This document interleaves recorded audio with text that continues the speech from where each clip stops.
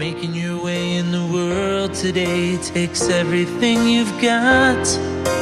Taking a break from all your worries sure would help a lot. Wouldn't you like to get away? Sometimes you wanna go where everybody knows your name, and they're always glad you came. You wanna go where people know the people are all the same. You wanna go where everybody knows your name.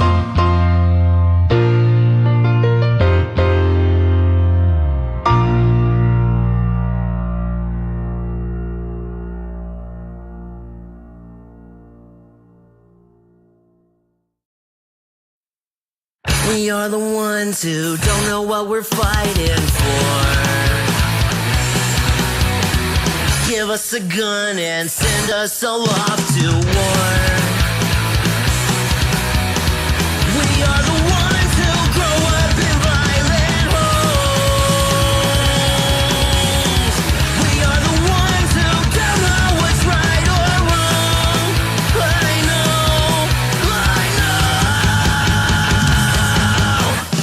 We are the ones who were born into war. We are the ones who just don't give a fuck no more. No more. We are the ones who don't know why we're losing score. Give them a badge so they could send us to the morgue. We are the ones who are scared to walk out the door. We are the ones who don't know what we're dying for. I know.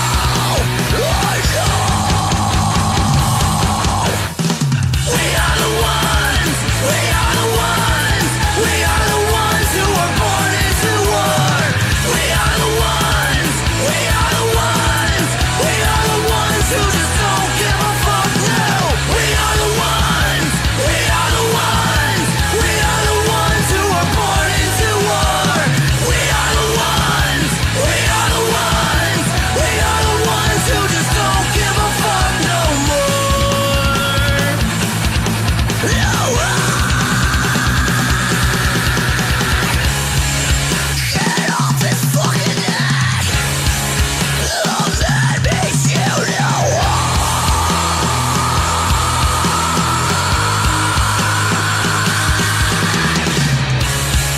It can't fucking breathe.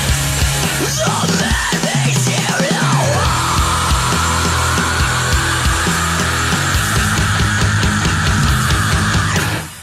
We are the ones who are born into war. We are the ones who just don't give a fuck now. We are the ones who are born into war. We are the ones who just don't give a fuck no more. No.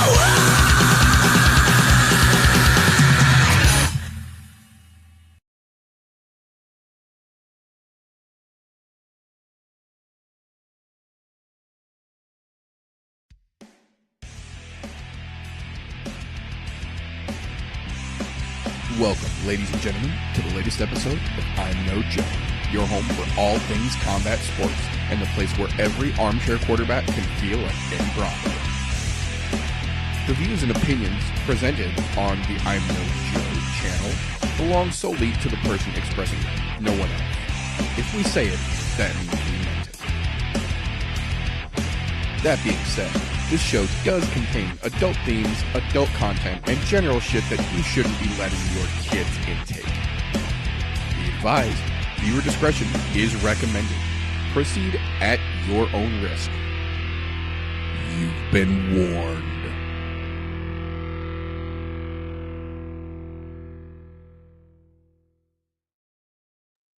What's up, fam? You tuning into that new hotness with your boy here, the Riz King, here for that all no cap famous pot. I'm just kidding. If you understood any of that, go read a fucking book. Welcome, ladies and gentlemen, boys and girls, children of appropriate ages, to the season 9 kickoff of the I'm No Joe podcast, a show where every armchair quarterback can feel like Eddie Bravo. Today, as like most days, we have got a glorious panel for you here, ready to get into all the shit talking and the shenaniganry, break down all the fuckery and fight announcements we have had shake down the pipe since we saw you wonderful folks last. I do have to apologize in case you didn't see the fucking ring around the rosy I got rocking right here. I ended up with a fucking infection that tried to take my eye out last week, so we unfortunately did not get to do a show leading into that London card, but there wasn't really much that we would have said that you probably couldn't have deciphered from your own watching of that card if you were so inclined to do so. That being said, before we get into this week's fun and fuckery, first and foremost, gentlemen, how the hell are you doing over there? I'm fantastic. That might be the greatest fucking intro to the show ever.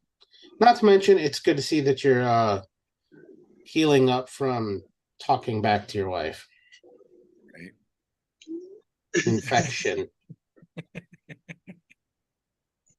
I'm doing pretty damn good myself. It's been a good fucking week. And I'm glad to see you back to fucking health, brother, and good fucking spirits. That was a damn funny joke Don made for sure. You got Dana Whited by the wife. I mean, Right? I knew I should have never went to Cabo. God damn it, it. The last time I fly Zufa, fucking vacation lines. Guaranteed to happen. Right? I think it comes complimentary with your tickets. Right? It's the peanuts and then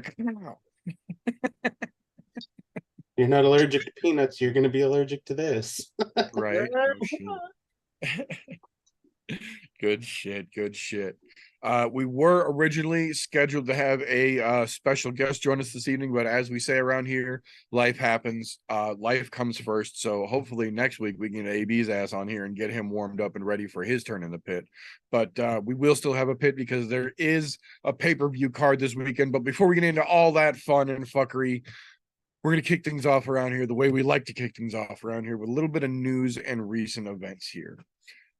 Obviously, not having a show last week, there is a metric fuck ton of news that has shaken down the pipe since I got to report back to you guys.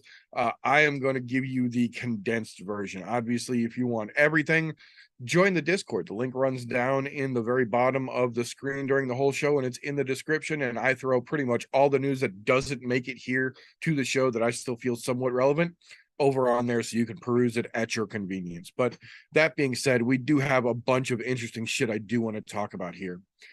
First and foremost, One Fighting Championship. Chatri has officially signed himself a 4-show deal with Amazon Prime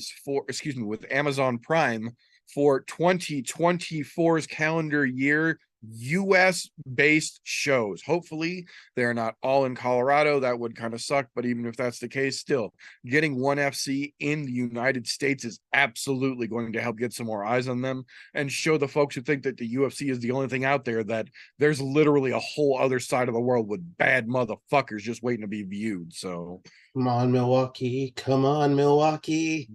Kansas City. I'm not driving to Kansas City again. Sorry, boys. That you make Don drive this time. Oh, but no, it's good to see that Chatri has recognized the benefit that they got from that Colorado show, especially bringing fucking DJ for his fucking rematch. That was just great fucking matchmaking by Chatri and the crew. And if my guess is anything like it was for that card, they're going to make sure these 4 upcoming cards are just as stacked with recognizable names. So very interested to see what the 2024 calendar year brings for One Championship here in stateside. That being said, kind of a news sandwich here. We had a good one, and now we got to have a shit one because that's just how it works sometimes.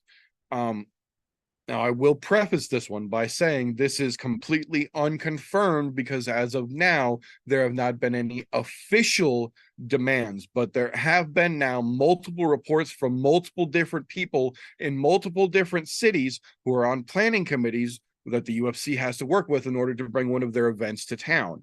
There have now been 3 that I have seen by people who have to remain anonymous, obviously because of their jobs, who have now said that in getting an offer for the UFC to come to that city and potentially put on events, they are now trying to force it as a package deal. In order to get a UFC event, you have to also host a fucking power slap event.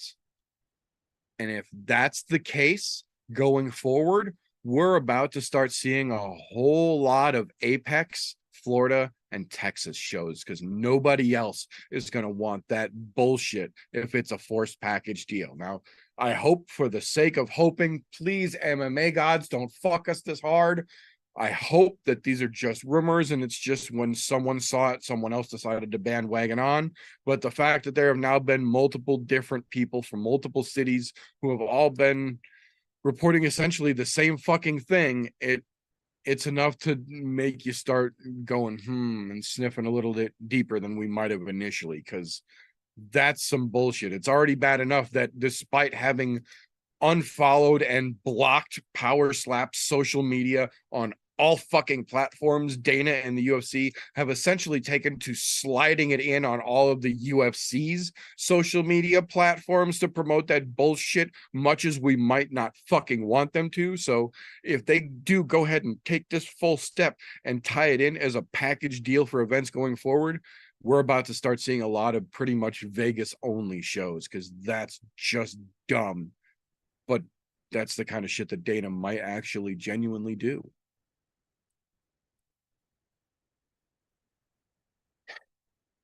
That being said, we got a weird one to follow that one up here. I'm not saying it's time to break out the tinfoil and start making a quote unquote boat that would also happen to fit on your head. What I am saying is that if somehow you did not see the actual video of the event, we here at the I'm No Joe channel have a spectacular, crisp, clear 4K video of the event in which Floyd Mayweather was boxing John Gotti III, if that's what you want to call what those two were doing in the ring, to the extent that the referee literally waved the fight off because they were both not only not fighting, but wouldn't obey the referee's commands during a match. That's kind of the base fucking rule as a fighter. So the referee waved it off, at which point John Gotti III ran around the referee and tried to start an actual brawl in the ring. Brouhaha ensues. UFC fucking could not have planned something this fucking grand. But following that, the Florida State Athletic Commission understandably suspends John Gotti III for 6 months for inciting an in-ring brawl, which is clear on the video that you can go watch on this channel after the show's over if you like.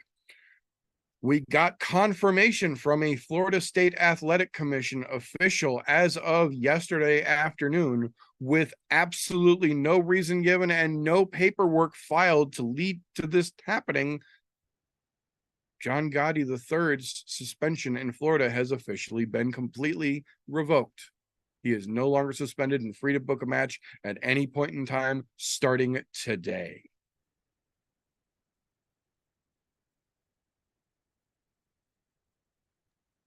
Somebody was getting hand jobs under the table.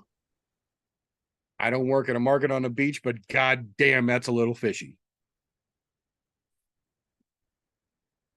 So, needless to say, that story has caught the attention of the MMA journalism circuit at large, and I'm absolutely interested to see how this fucking gets followed up, because the Florida State Athletic Commission is getting pressed about this right now, as they fucking should be. I'm very curious to see, in the age of digital information on tap and cyber paper trails, how they try and explain this one away. But we'll see. That being said, we got some, I don't want to say it's expected, but disheartening yet understandable news this last week. While playing basketball outside of training camp, Jamal Hill tore his Achilles this last week. Told it was going to require surgery and then 6 to 9 months, possibly a year of rehab to get back at it. He said, in the spirit of Yuri Prohaska, who got injured and decided not to hold the division up, he was going to follow suit and subsequently released the 205-pound belt back into the wild. Which kind of ties into the next story here, is that we have seen both on websites advertising ticket sales and at least 2 different billboards that I have seen pictures of. This fight at 290 coming up this weekend, or the card rather, is being advertised in some locations as a 2-title fight card. That the main event, obviously the BMF belt between Dustin Poirier and Justin Gaethje being on the line, but they are also advertising that the co-main event, Jan Blachowicz versus Alex Pereira, is the the unconfirmed light heavyweight title fight, which no one at the UFC has had any confirmation for, and nothing on the official UFC anything has that anywhere. But it's also not the worst idea in the world given the landscape of the UFC and MMA right now. Whether we see between now and Saturday, they officially make that announcement and turn it into a 5-round fight and make it for the title, we'll have to watch. I would not be mad at that, but as of right now, it is unconfirmed by the UFC, but multiple different outlets are advertising it as such. So, You know, as far as that's concerned, it's not a bad idea. And let me back up a little bit. Jamal Hill, fucking hats off, man. I love seeing champs that know that they're going to be out for an extended period of time due to injury. Say, you know what? stepping on. We're not going to hold this shit up. Let people get on with their lives. I'll come back and get it later. Yep. And look, if Yuri Prohaska and now Jamal Hill start a fucking trend, that is a trend I am all here for. Because there's been too many times where we've seen it where shit holds up divisions and it just gets fucking boring at the top for a year or more. Just saying. You got guys out there like fucking Izzy willing to fight 4 fucking times a year and defend his title. Right. Other guys that are title holders don't do that. You expect maybe 1 or 2 fights a year out of them. So anytime they get injured, yeah, that's going to hold it up even fucking longer. So no, hats off to them. But come back around though, I think it's a great idea. Fucking get the belt on the move. Not that I want to. I want to see Jan crush another guy coming up from fucking middleweight, because that's always fun to watch. But they definitely need to put that title back into rotation. To be honest, Jan never got his fucking rematch that I think he duly deserved. So at this point, put the title on the line for him. Let him become the champ again. At this point, to get to that rematch with Glover retired. Yeah, exactly. So it is what it is. So here we are. But I don't know. To be honest, I'm wondering if it's just a ploy to sell tickets that they were putting shit out like that and putting billboards up and some sites putting that. Because I think we would have heard something from the UFC by now. So I don't think we're going to see that happen this weekend. Yeah, it wouldn't be the first time that some company who decided to take it upon themselves to change the advertising. We saw it not that long ago with ads getting rolled out before they were scheduled to be rolled out, and breaking news that the UFC wasn't ready to break yet. So it wouldn't be the first time that a legitimate ad got rolled out by mistake, but it also wouldn't be the first time that we've seen someone decide to make their own ad for a UFC event unofficially and have controversy stirred up like this either. So, oh yeah, because some people make those. They do a very damn good job of making them look very official, so people will bite. Yep. Yeah, it's going to be interesting to see, but I will definitely be keeping an eye out to see whichever way that fucking shakes loose. Speaking of seeing how things shake loose, we got news this week of one of the biggest free agency announcements in mixed martial arts in recent memory. It was confirmed that Michael Venom Page is officially now a free agent. He said that he has no opposition to re-signing with Bellator if Bellator turns out to be the quote-unquote best place for him, but he wanted to test the waters of free agency and see what's out there. So he went and sat at a BKFC event cage side, even though everyone knows he ain't getting back in that fucking ring. He went and sat at UFC London, which, get the fuck out of here. Anyone in the top 15 is going to smash him like a fucking empty soda can and get laughed at doing it.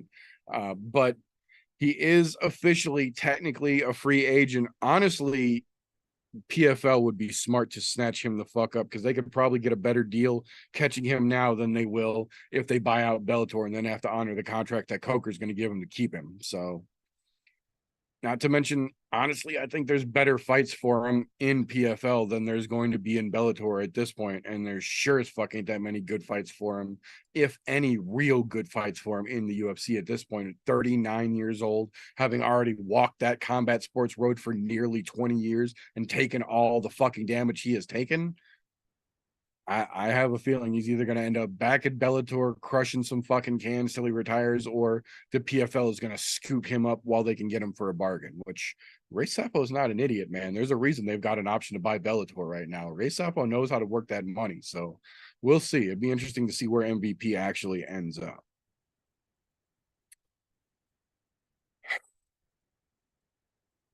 So that brings me to my next point. I'm actually very curious here for both of your gentlemen's input, and I was extra curious on the new guy's input on this one, but we'll have to find out about that another time. But I'm very curious what you two gentlemen think about this here. We have supposedly a sanctioned bout at Combat Brawl 34 in West Virginia next month, where a pair of 9-year-olds will be climbing in the cage upon making weight of 68 pounds and putting on a 5 3-minute round match. At 9 years old, in a quote unquote sanctioned match. I don't know how I feel about 9-year-olds being put in events like this. It's one thing if you want to teach your kid to box and they're doing like gym smokers where all the dads are hanging out or something, but like this is a legitimate like boxing MMA event, and they're putting the kids on posters for this.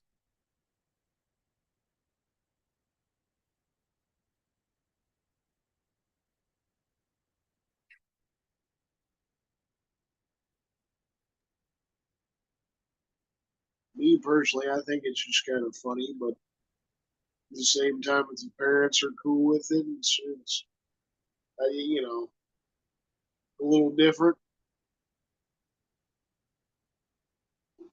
I know a lot of young kids that go to the gym that we go to train. I mean, it's like sparring, you know, you're just trying to teach them the fundamentals and shit like Right. that. But at the same point, I wouldn't think that whether it's sanctioned properly, if it is actually sanctioned properly, you wouldn't think anybody's going to let the kid really get hurt. Right. Because in amateur level MMA, they stop the fight a lot quicker than they would on the pro level. They don't really try to let the guys get too banged up, cut up. You know, what they would consider a knockout on the amateur level is completely different than what you got on the pro level.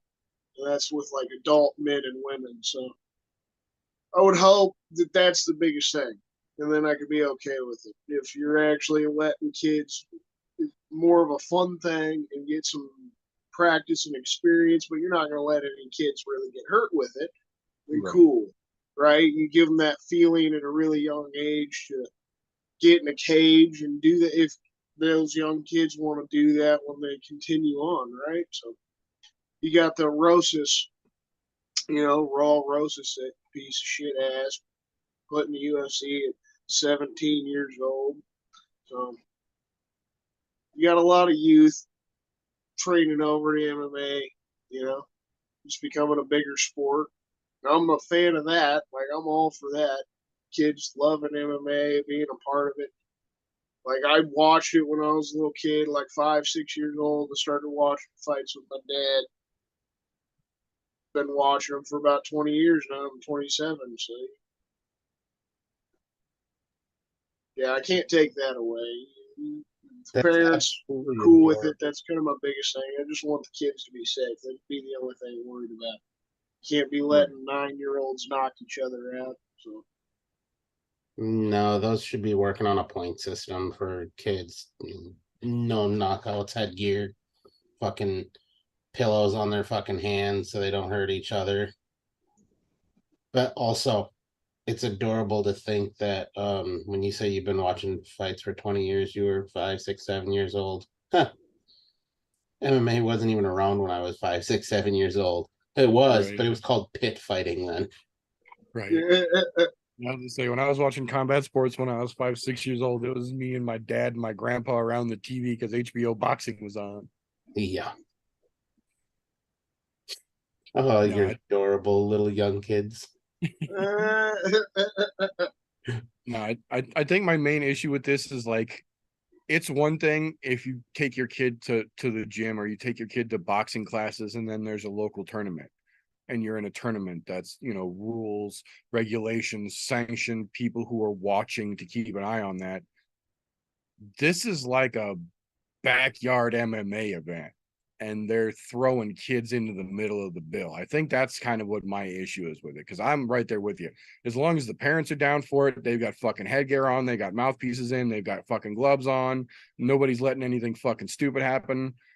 Let them get after it, let them learn. The fundamentals are fucking great to learn as early as you possibly fucking can. But at the same time, it kind of feels a little bit freak showy as like these yeehaw boys are putting on a backyard MMA event and they gonna get some kids in there to wrestle. Like, you know what I mean? I don't know. It feels really West Virginia-y, if anybody knows what I mean here. And I've got fucking relatives there, so I'm speaking from fucking experience. It feels real West Virginia-y. It's all right to have little kids compete in events so long as they're sanctioned. There's a reason why, like, there's the BJJ events for kids and all of that, where they can go out and actually compete and win medals and shit like that. Yep. That backyard shit, if you want to be on street beefs, go be on street beefs. Leave your fucking kids out of it. That's kind of Don't get me what wrong. Even street beefs does a pretty good job of making sure people are safe about it. Yeah, they actually do a decent job. They really fucking do. It's For kind a of backyard set up with fucking plywood fencing, I'm just saying. for a genuine backyard setup. Yeah. No, I think that's the way that I'm looking at it here. It's just feels a little like too much Mountain Dew kind of. I don't know. But moving on from there.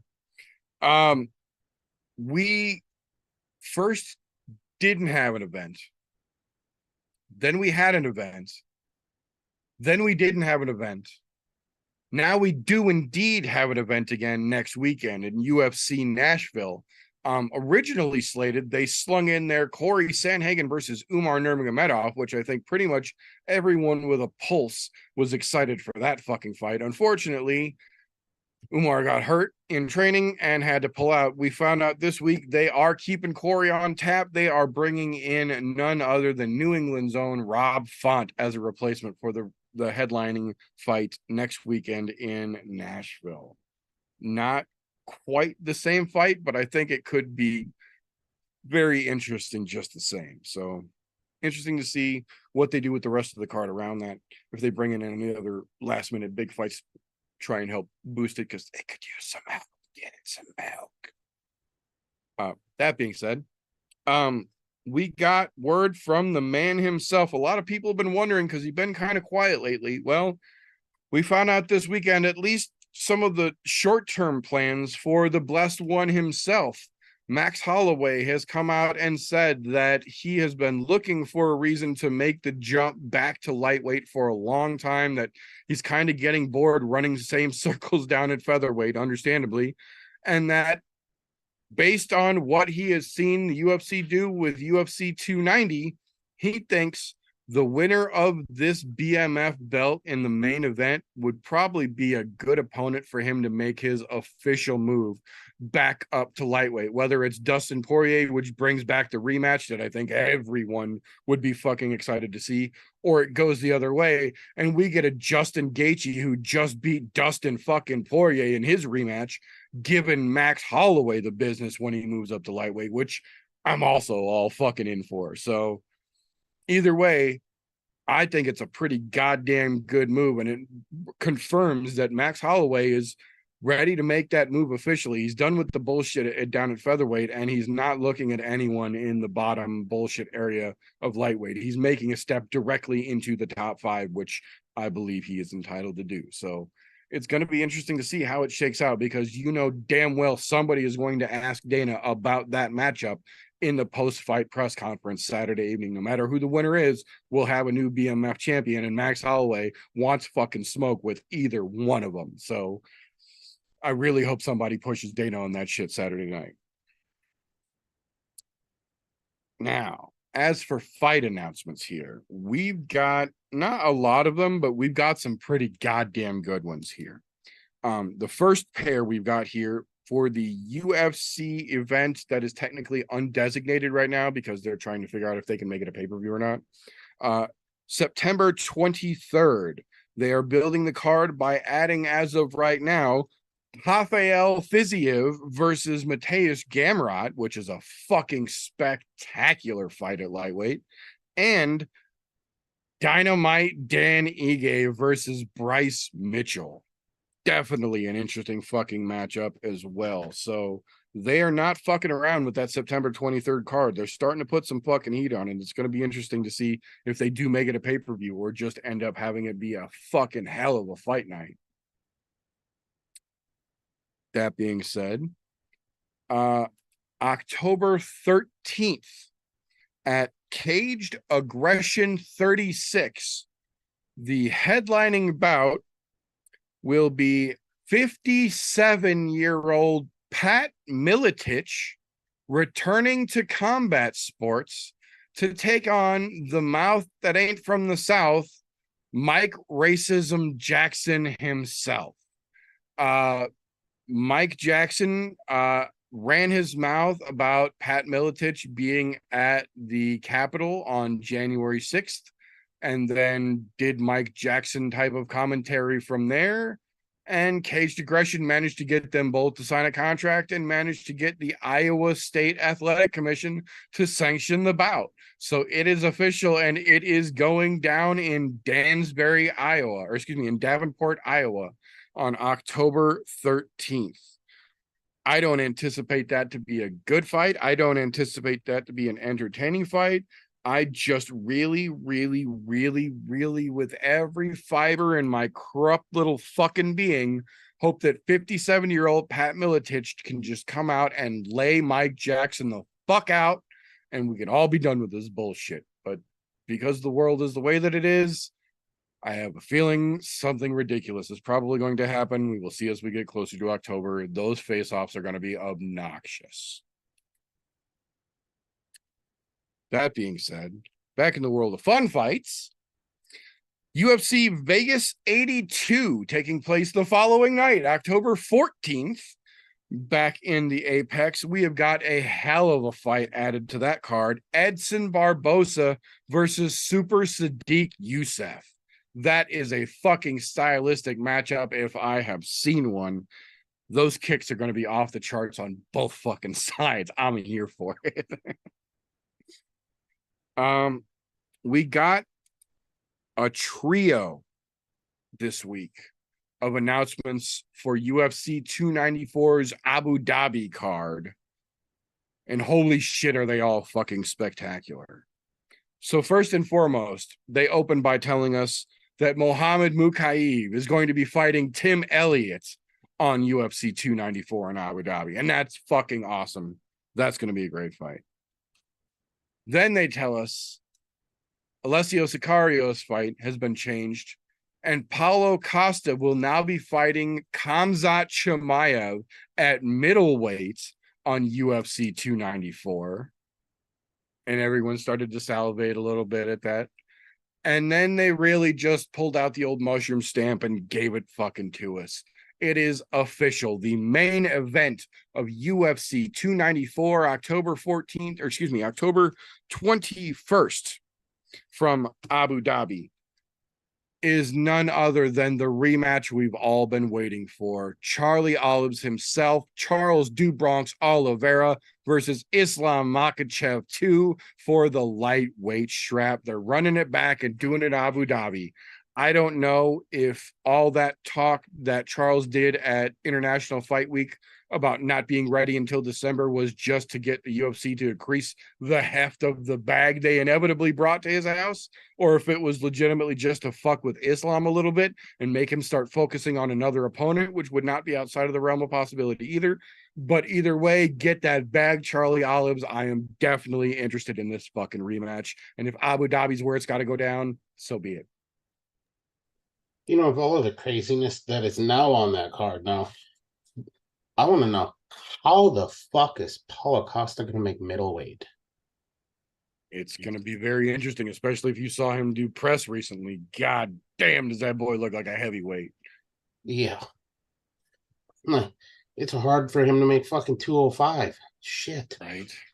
Yeah, that boy is svelte right now. So it's going to be interesting to see if he can actually step down to fucking 205. But interestingly enough, the same can be said of his fucking dance partner. Because if you've seen the pictures that Kamzat was taking with the little fucking kids in England last week, he looks like he's a fucking ice cream cone shaped heavyweight himself right now.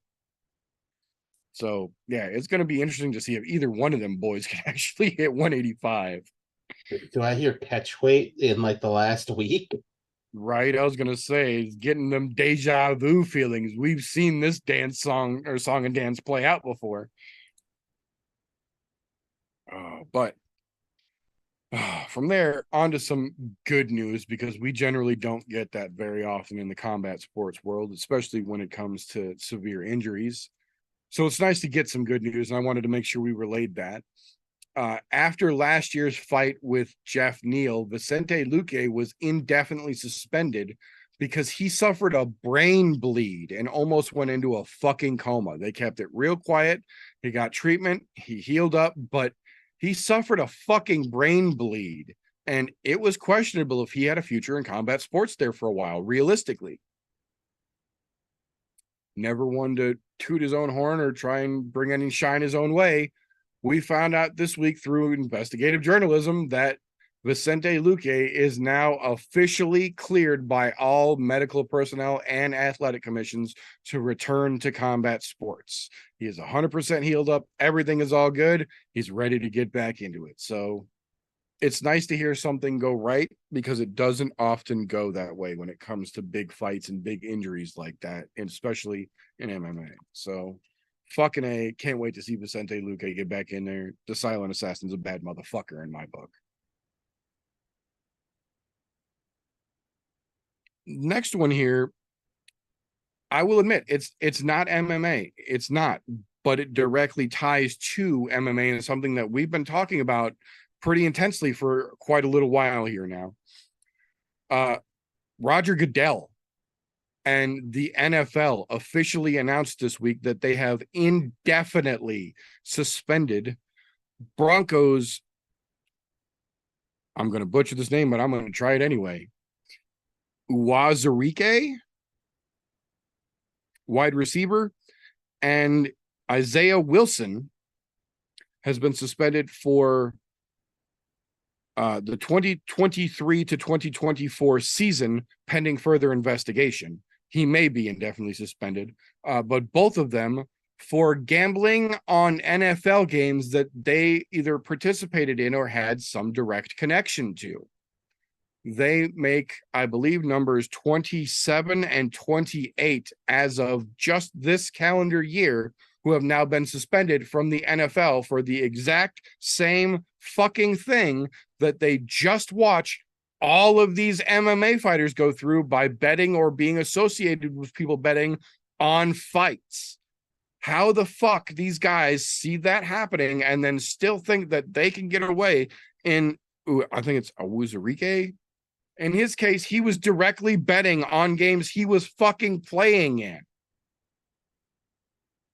Do you not know who the fuck Pete Rose is? Do your homework, son. Jesus Christ. But on the other side of that, it's nice to see that Goodell and the NFL are taking this more seriously, it seems, than combat sports were, but they're also acknowledging that this isn't just a combat sports problem. So it's nice to see at least somebody's making a point to punish people who are breaking fucking rules, since Dana doesn't seem to know how to.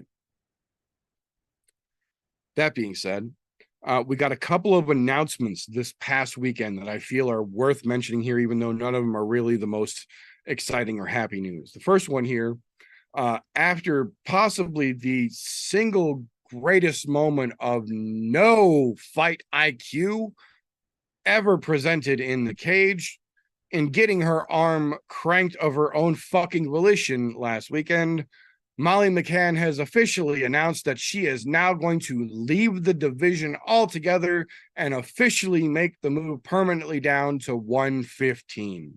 Somehow she still thinks that the weight is what's causing her to not live up to her potential. We'll see. I don't think it's going to make any fucking difference. That being said, on the other side of things here, we got word directly from the horse's mouth that Rampage Jackson has all full intentions to come back for the UFL, the United Fighters League, that he is an organization that he is a part of and helps promote, hoping in early 2024 to come back to combat sports and rematch Daryl Schoonover. But Big Tuna himself has had something to say about it. He doesn't want Schoonover to get brought back to combat sports, seeing as how he hasn't fought since 2012. But Big Tuna now wants to jump in the way and to take that bullet and make Rampage fight him to come back to combat sports. I don't think either one of them are a great match, but I am interested to see if this is just Rampage trying to capitalize on the sloppy Balboa fight circus Siamese boxing match that he and Bob Sapp took place that seemingly has got the world's attention for all the right reasons, or if this is actually Rampage genuinely wanting to do it the right way and actually come back to combat sports, because if that's the case, it could be very interesting, but I'm having a little bit of a tough time believing it is, much like pretty much everyone else. So it's going to be interesting to see how that one plays out, but he made the official announcement himself, so I'm inclined to think that he might be kind of serious about it. Speaking of making the announcements themselves, though, we got word this week that Ian Heinisch has officially decided to, and I quote, I'm using air quotes for those of you just listening, step away from MMA for the foreseeable future. He said he has spent the last year and change suffering from non-stop concussion syndromes from his last fight, and he's not going to put himself back into the mix and try and fight through it and take more strikes to the head while he's still suffering year-long concussion syndrome. So this is one of those situations where it's unfortunate that this is the way that it goes, but at the same time, it is nice to see someone who is younger in the MMA world having issues and being willing to step the fuck away to take care of his health and his personal life, as opposed to trying to be the quote-unquote tough guy and fight through it and risk permanent fucking damage or worse. So hopefully Ian Heinisch can get everything taken care of, get back in order, get back in there and get back to some of the great fights that we saw him capable of at some point. If not, tip of the cap. Nice to see that he's walking away on his own terms here. That being said, it might be season 9, but it does not change the fact that Dana White is still a piece of shit. And we have now made it 3 weeks since I saw you fine folks, and Dana White has still not suffered one bit of actual fucking consequences for the Cabo San Lucas incident down in New Year's Eve. So hopefully we don't have to say this till the end of the year, but I have a funny feeling we're going to. Dana, you're a scumbag, and having to live with the knowledge that the event happened is not actual punishment. That being said, that's the news that I got for this night. Either one of you gentlemen have anything I might have missed this evening? Not that I can think of offhand. only thing for me, I don't think you mentioned AJ McKee got hurt Hmm. or is injured out of that fight against Patricky Pitbull. That was disappointing. So it was probably Yeah. the only decent fight on that Ryzen 2 card.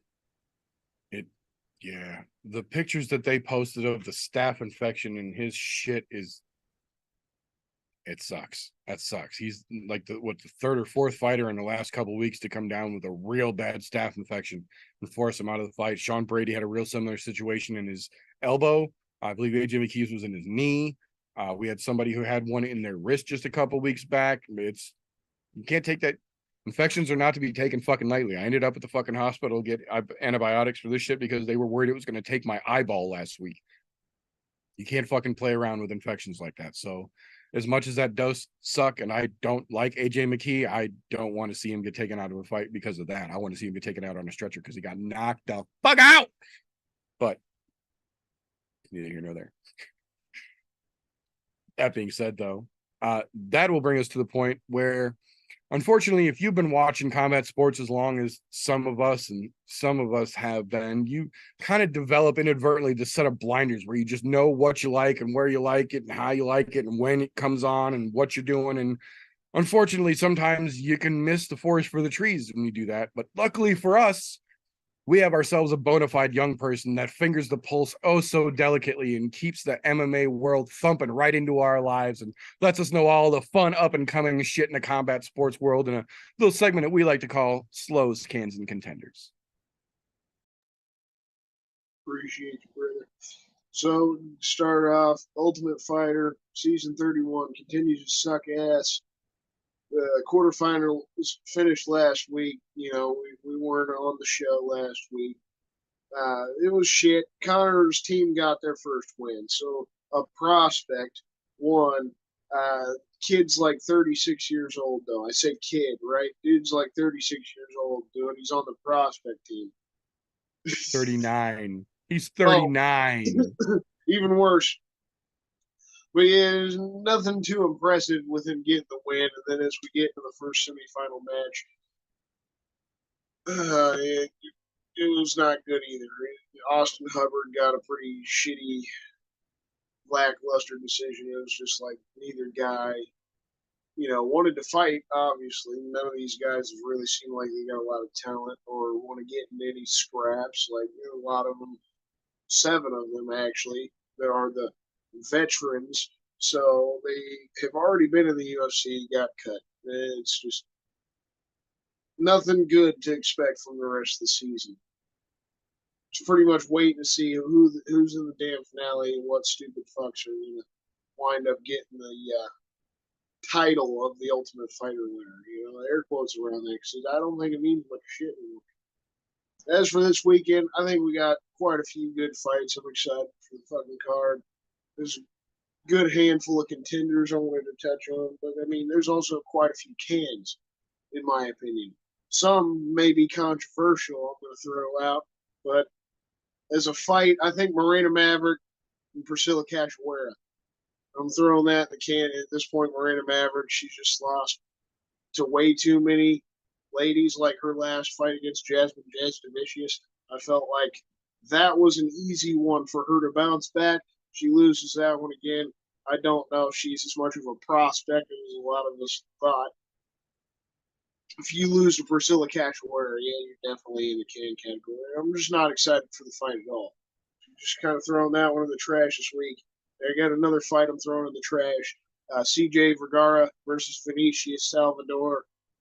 Salvador was kind of exciting coming off of the Contender Series just because of the underdog story for the kid, and he wound up getting a really awesome comeback fucking knockout, right? And you like to see those moments.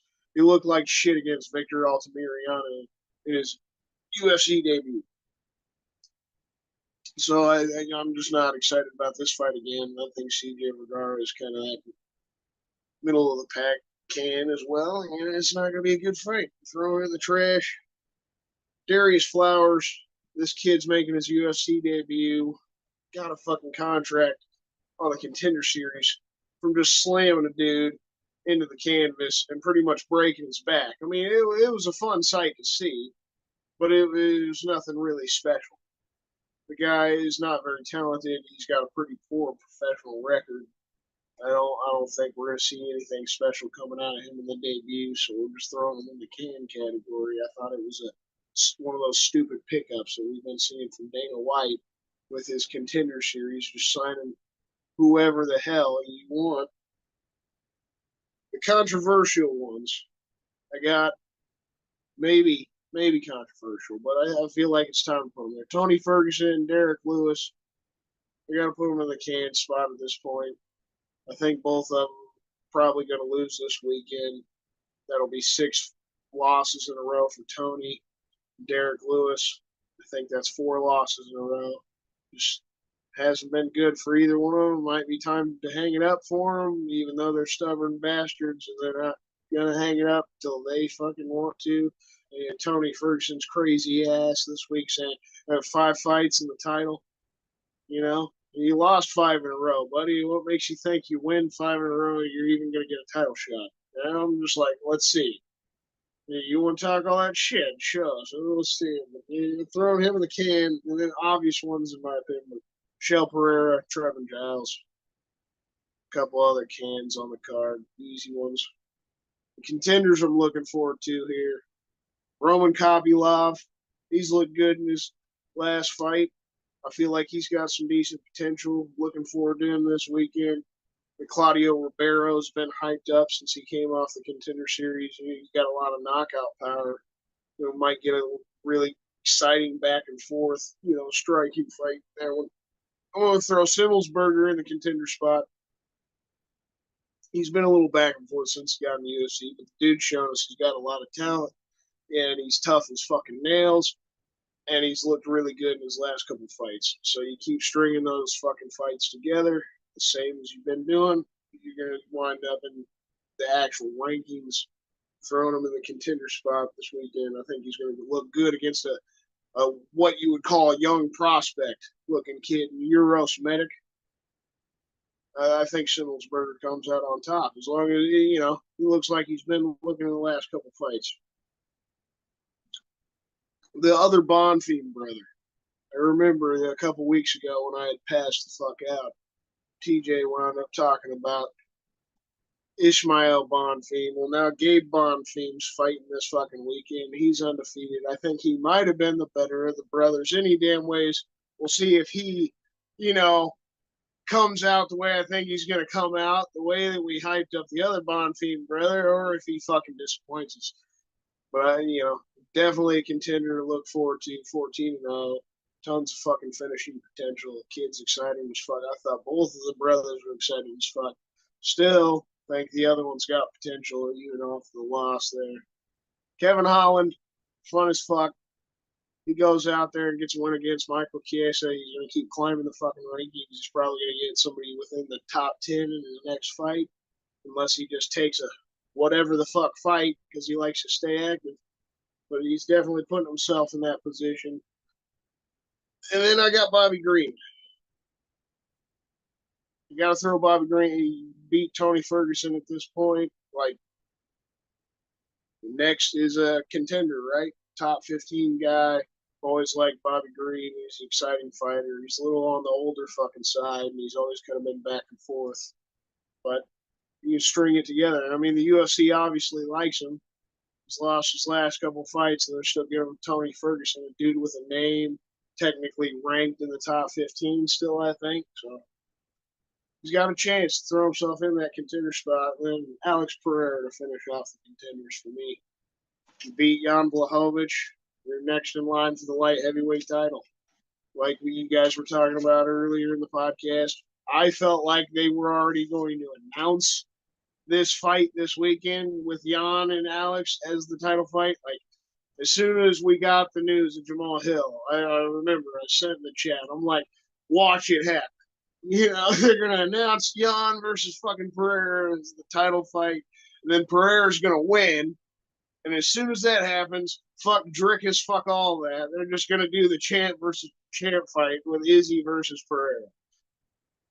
They still haven't announced a fight for Izzy any damn way, so, we might fucking wind up seeing it. the vacant spot. And just fucking easy getting a shot at the light heavyweight belt against fucking Pereira. I don't know. You know, who knows what the fuck they're actually doing with it, but I thought it was a good fucking prediction. Who knows what we'll actually see happen, but I think Pereira comes out on top. Definitely think he's that contender. I thought he was going to be able to hold on to the belt for a little while. He was going to beat Izzy again. I was really surprised Izzy got that knockout and won the belt back. I think Pereira tops a lot of guys in the top of the division, other than Yuri. When Yuri comes back, that might be a problem. But I'm also really excited to see that motherfucking fight. And that's the biggest reason it had to finish the contenders off with Pereira. Because now that he's in the light heavyweight division, he's definitely one of the top contenders in that division, especially if he beats Young this week. We got some exciting shit in the future with his ass if he fucking wins this week. I'd love to hear what you guys got. Any cans and contenders from this weekend's card?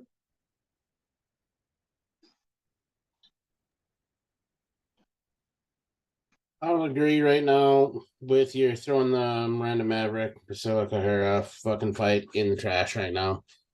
Because Miranda, as much as I wanted to be Team Maverick, she keeps letting me fucking down.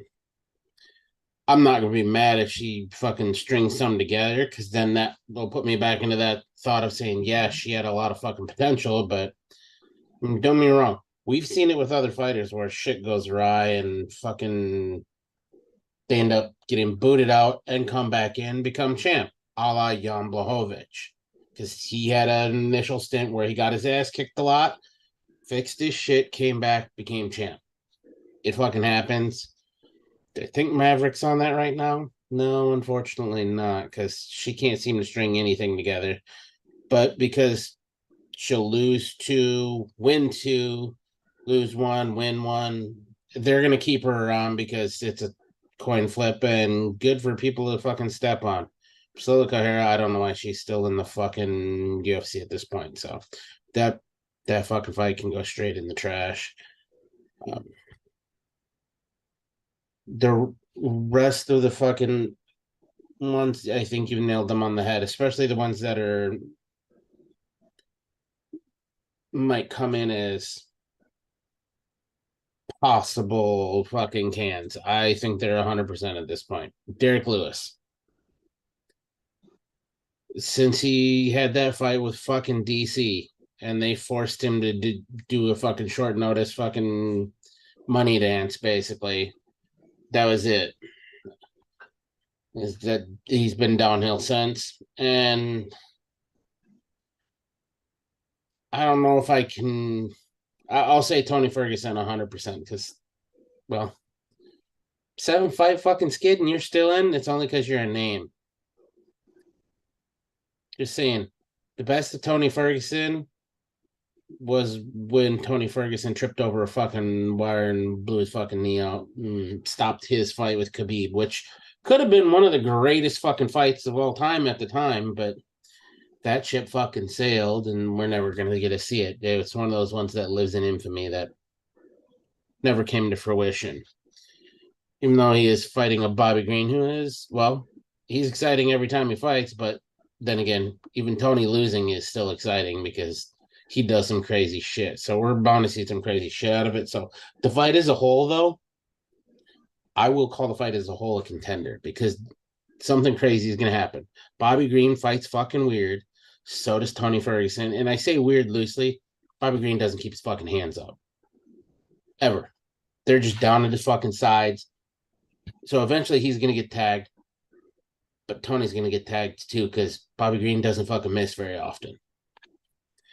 So that'll be interesting. I call it a contender fight. Not saying that either one of them are contenders, but contender for it's going to be a good time to watch. Now, as far as contenders are concerned, I have to go wholeheartedly against you on the fucking Alex Pereira thing at light heavyweight. No. The UFC is literally doing to him what they've done with a lot of people making that step up in weight class. Let's feed him to the fucking middleweight killer, Jan Blachowicz. Bam.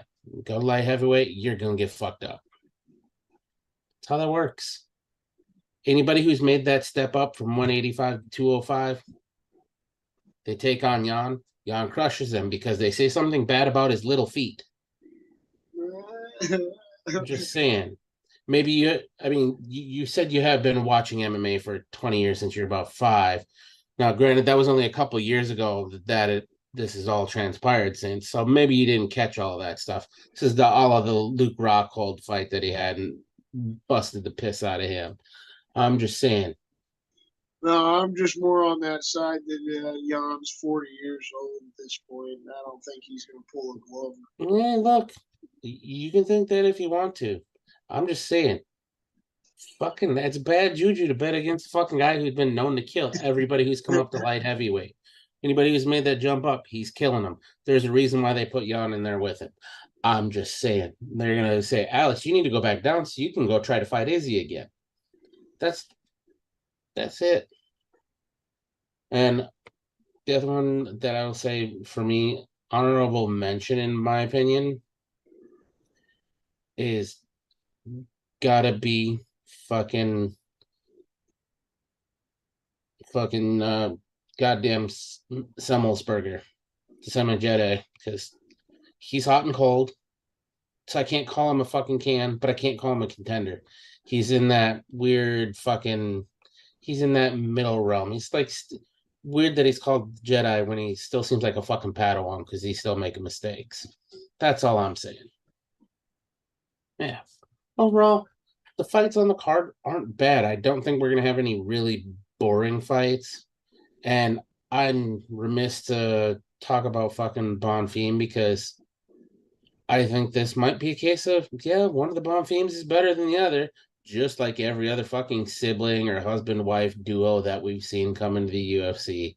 There's always one that's decent and the other one that's shit. Now, last week, Ismail Bonfim looked like fucking shit. Like absolute dog shit in his last fight out. Yeah, they both came in fucking guns blazing. Let's see if it was a one and done type situation for Gabriel as well. If that's the case, maybe there isn't a good Bonfim brother. That's all I'm saying. I liked what you said about Simmelsberger being hot and cold and shit. It reminded me of a few podcasts ago, fucking Meter coining that phrase, Schrodinger's contender. Yep, that's it. You may or may not. You know, that's why we took a little different direction. Use the whole Jedi reference, since that is his nickname, you know. Fucking Padawan.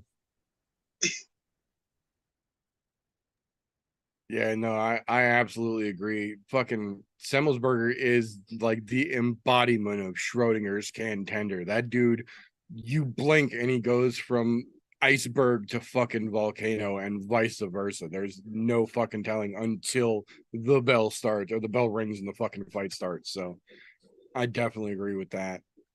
I think my can and my contender this week, like they have been quite often, are both contextual can contenders here. Situationally, not necessarily overall in terms of their career, but the can that I've got this week, I'm going against the grain on this one for damn sure. Darius Flowers stepping in on a couple days' notice against another very strong embodiment of the Schrodinger's contender theory and Jake Matthews, another Mr. Hot and Cold. If Darius Flowers shows up on a couple days' notice and fucking ragdolls Jake Matthews, not only is he a hero, he's the reason the UFC gets to cut some dead weight, which is much, much needed and long overdue, in my opinion. So I don't know that Darius Flowers is the greatest overall fighter. I'm just saying, in this context, stepping up as a short notice hero, potentially doing the damn thing against Jake Matthews, who we've seen be very beatable, he could be the fucking greatness this weekend and just shoot himself to the fucking moon, despite not having done much before this. So I think it's possible. I think it's real possible. The other side of that coin, though, I don't agree that the opponent is the greatest in the world, but again, contextually in this fight, I am of the opinion that there is no good Bonfim. I don't think Trevin Giles is any kind of a fucking world breaker, but I think the Bonfim brothers have gotten all of their hype because they are combat sports brothers, much like the Pitbull brothers. One of them is clearly better than the other. You could also argue that neither one of them are really that great and have had great matchmaking their whole career. That's how I feel about the Bonfim brothers. I don't think either one of them have shown me anything to get on the hype train for either one of them. And I don't think Trevin Giles is the greatest fighter in the world, but I think if he just has a basic sense of fight IQ and doesn't bite on the flashy bullshit that I'm willing to bet Bonfim's going to try and throw out, he could show up and be another fucking superstar this weekend, because I think Bonfim is trash. That's all I got. Controversial as always. I like it. Well, that's it for me. Appreciate you guys. Good shit. So that'll bring us to the point where in most podcasts, you'd be getting your mid-roll credit and your big, this episode is sponsored by blah, blah, fucking blah, blah stuff that we don't use. People don't give a shit about what we do. Not here. The only sponsors for the I'm No Joe podcast are patrons, people who actually give a shit about what we do. You can be one of those people for as little as $1 a month. Patreon.com/I'm No Joe, as well as helping us do what we do around here. It gets your name as a thank you on the end of every broadcast on this channel and gives you unlimited access to behind the scenes, unaired and literally unairable things that we have to legally keep behind a paywall, verify your age, and even OnlyFans couldn't fucking handle. I've got the emails to prove it. That being said, this brings us into the only segment of this show that requires its own disclaimer. Tapology.com does not in any way, shape, or form support, sponsor, or endorse the I'm No Joe podcast. Yet. That being said, Tapology.com does offer you a service to make a free account and make fantasy-style MMA picks. They also allow you to make groups on that site. We've made a group on there. We call it I'm No Bookie. It's group 965, however you need to find it.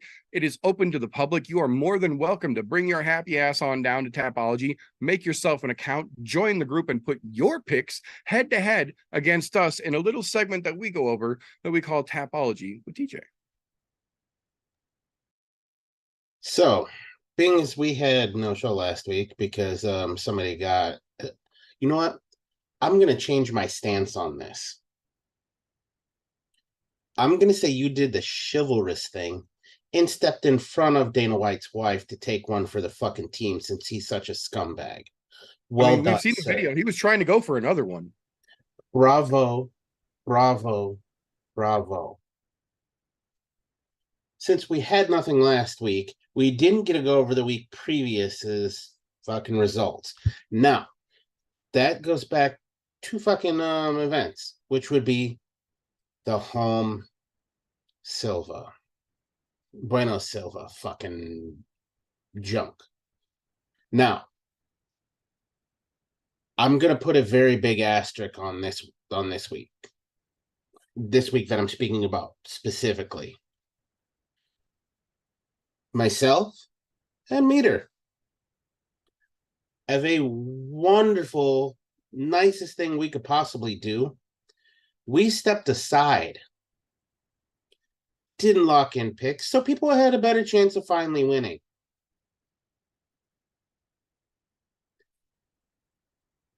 So, with two of us being assholes and forgetting to lock in picks, and I say forgetting loosely because, you know, we were just being nice in this case. The top spot for the Holm Bueno Silva card went to Donna. Knocking it out of the park with 10 of 13 correct, 650 fucking points. She was on a fucking roll. Right behind her in points because they couldn't fucking make any decision or fucking perfect or enough semi-perfects to win was Christian. sitting with what should have been a win had he been able to pick a couple more decisions or perfects or something. 11 out of 13 correct. Screwed the pooch, got beat because you couldn't pick a couple more decisions than Donna did. Just saying, you might want to tap into her for some knowledge next time just so you can beat her. Now, with that being said, Donna taking the top spot, as in all good relationships, somebody's got to be the bottom. So there may or may not have been a case of pegging going on because Don took that bottom spot. He was the little spoon. He was also doing dishes and everything else that is required. He may need a cleanup rag for later, yes. Oh, that's how that all played out there. But everybody who did get their picks in, nobody was below 500. Again, everybody above 500, right where we like to be. And like I said, there's rare events where we're not all above 500 or we all really shit the bed. Those are even rarer.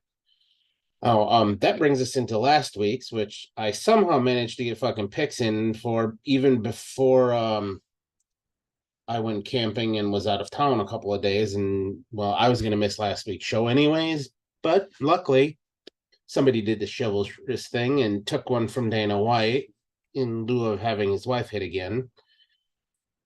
Oh, in the top spot, back-to-back fucking weeks, Donna kicking ass, taking fucking names. This point, she don't live far from here. And I'm also renting out a garden bed for her as well. Donna, if you don't fix your picks, make it a little easier on everyone else, there may be a weed whacker incident in the fucking garden. Just saying. Allegedly. Yep, that's right. Allegedly. Couldn't get that out. Had a little something caught in the throat there. Still do, apparently. Now, back-to-back weeks of that happening. There was also another back-to-back thing here that happened. Christian, right behind Donna. How's it feel to play second fiddle there, Christian? On back-to-back weeks. I'm just wondering.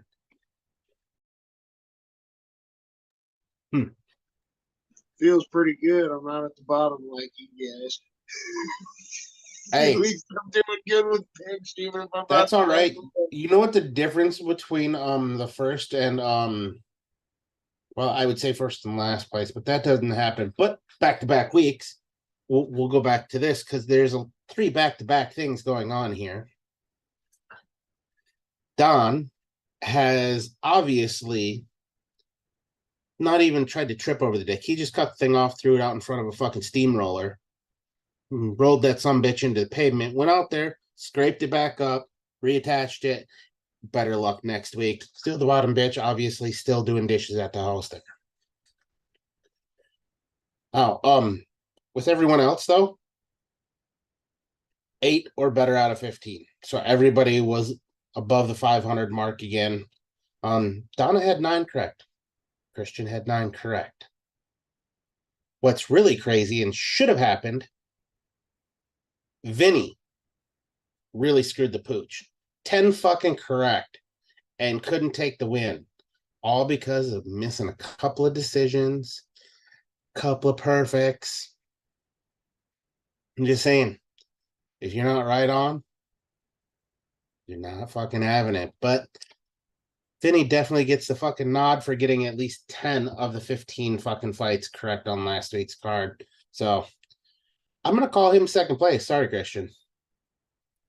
You can find it out with him later. Because even if he would have gotten a couple more right, he wasn't catching Donna. I hate to say it. She was way too much of a fucking roll, apparently. Anyhow, that locks up the last 2 weeks there. If you are not a part of the group, go join the group. I'm No Bookie, Group 965 over on Tapology. Get shit talked about you or praised when you do well. All of us, we give it all to ourselves. Even if I have fucking shitty weeks, I ousted myself. I don't give a shit. There's a reason why I ousted me and Meter for not getting our fucking picks in. You get called out when you do dumb shit or forget shit. That's how this works. You also get praised when you do well. or possibly threatened with other things, allegedly, when you do really well back-to-back weeks in a row. That's all I'm saying. But anyhow, move on to this week. Talk some quick odds here, because to be honest, the odds aren't all that crazy. As much as I was hoping for a couple of crazy odds, there's nothing really outlandish like we've had in the last couple weeks. There's been a couple of them that have been crazy. So this week's title fight card, as it were, fucking Poirier and Gaethje. Not that this is a bad fight at all. I'm not gonna say that. It is main event worthy, in my opinion. Maybe not pay-per-view main event worthy, but hey, main event worthy nonetheless. Just saying they could have thrown a better title in there than the BMF to fucking make it a pay-per-view. That's all I'm saying. Although, with that being said, I wouldn't mind seeing Jorge Masvidal force trap that belt around Gaethje just to piss him off, since he's team fucking Poirier all the way and he's been tooting that all fucking week long. So here we are. Anyhow, back to the fight odds here. The widest margin on the entire card: Bobby Green, Tony Ferguson. Bobby Green is a minus 380 favorite. Tony Ferguson a plus 310 underdog.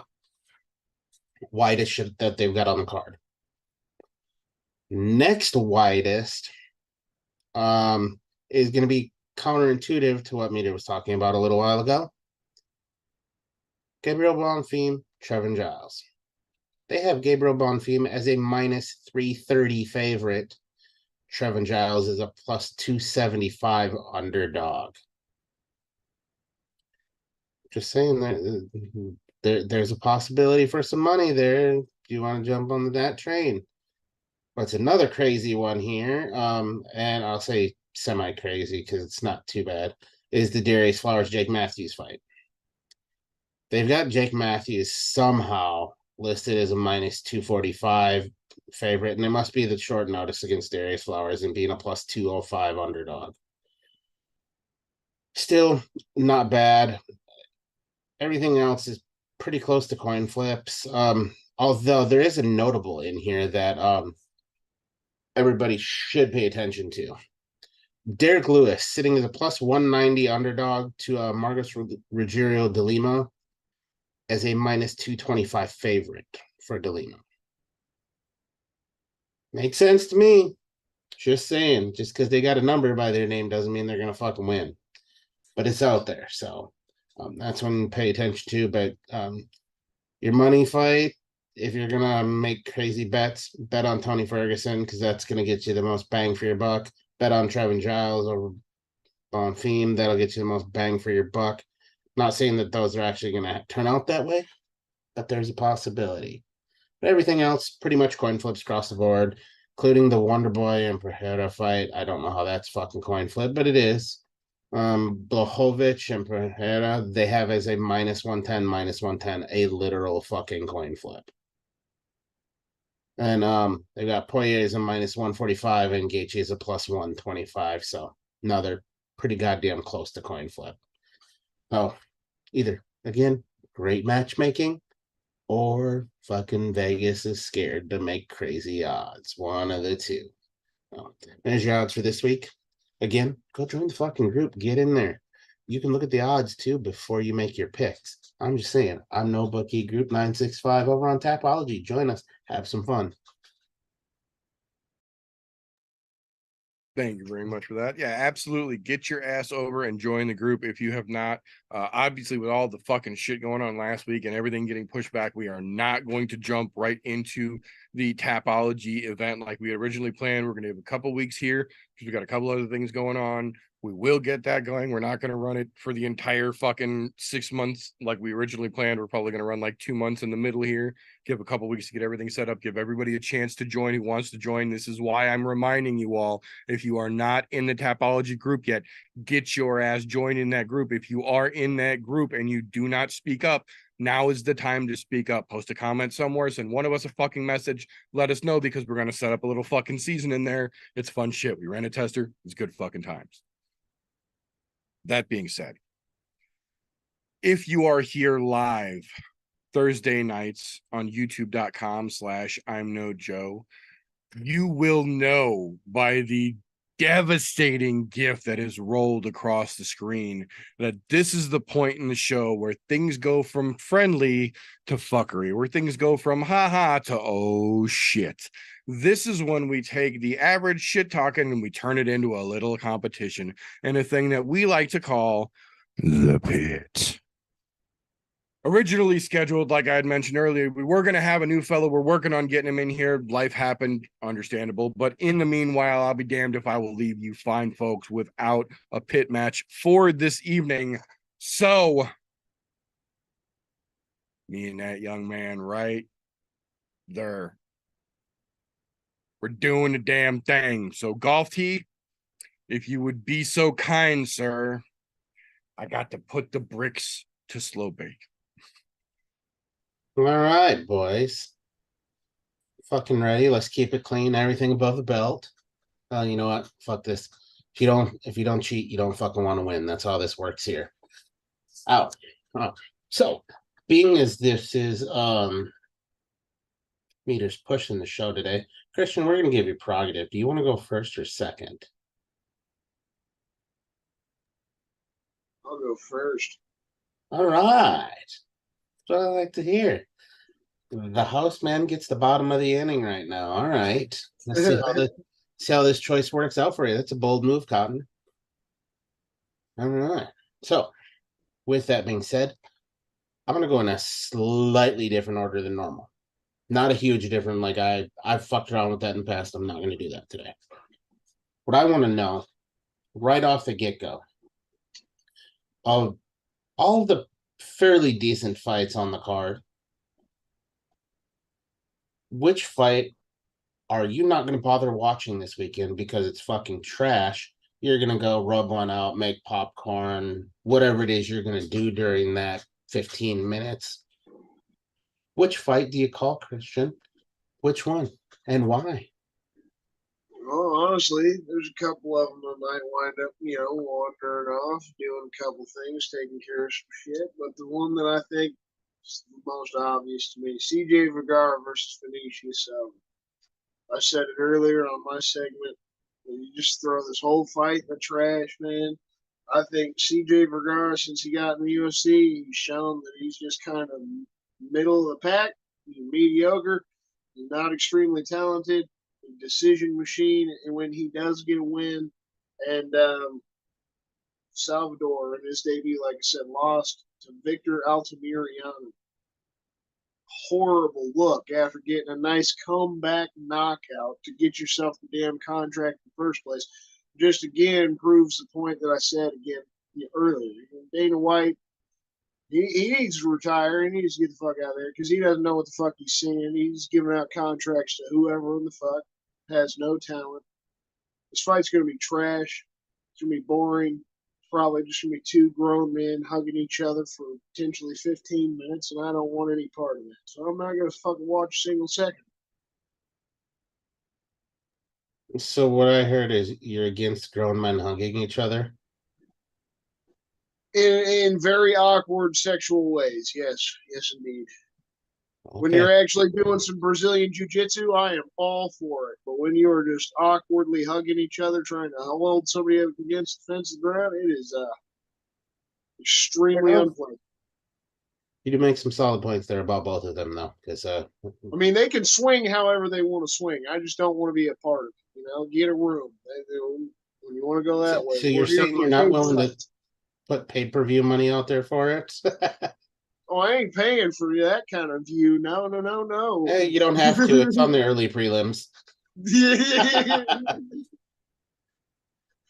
So now let's bring this same question across the road here. Tell Meter of all the fights that are on the card, one's probably more overhyped, not worth the goddamn.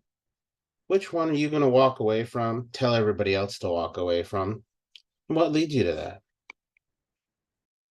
So first and foremost, I do want to tip my cap to Christian here for offering to go first here, because that gives me the chance to go second and allows me to rise to the top like the proverbial creep. No, I'm kidding. No. I've got to say it was mentioned a little bit earlier, but I'm going to come back and kind of double down on it here.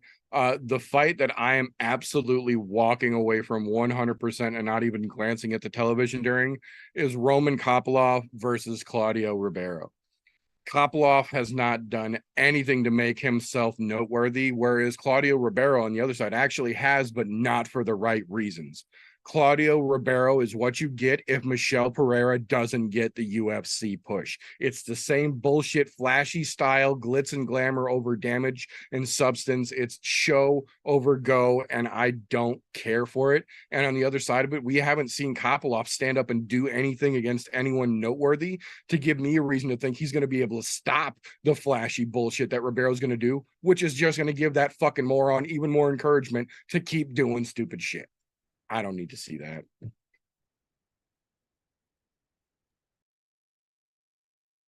Yeah.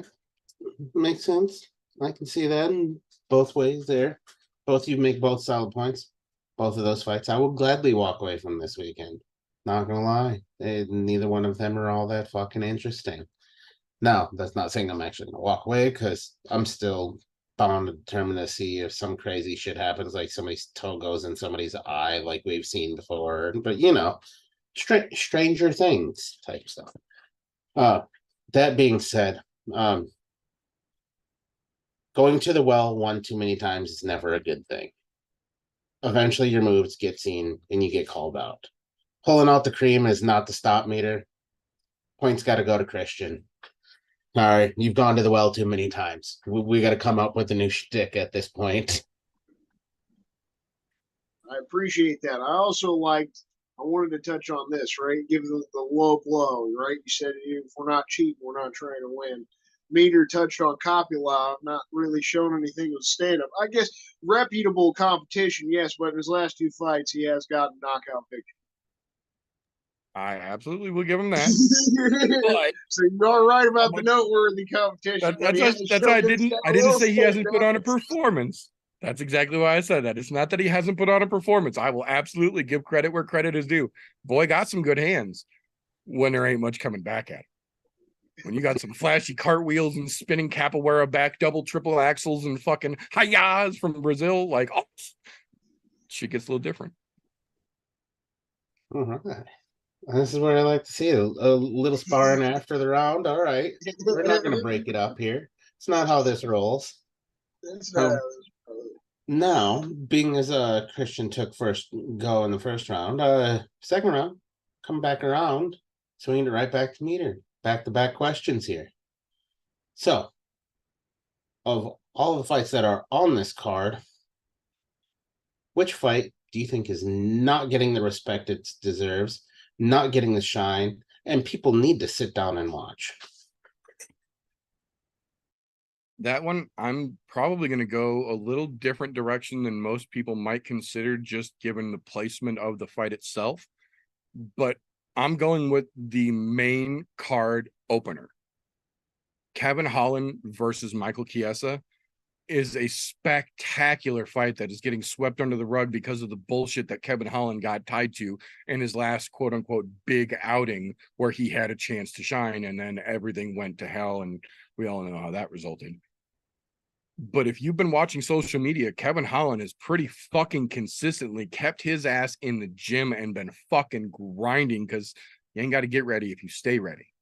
Whereas you got the other side of that, Michael Chiesa is a staple in the UFC, but he hasn't been in the ring in almost 2 years now. And I don't give a fuck how many times Dominic Cruz says it.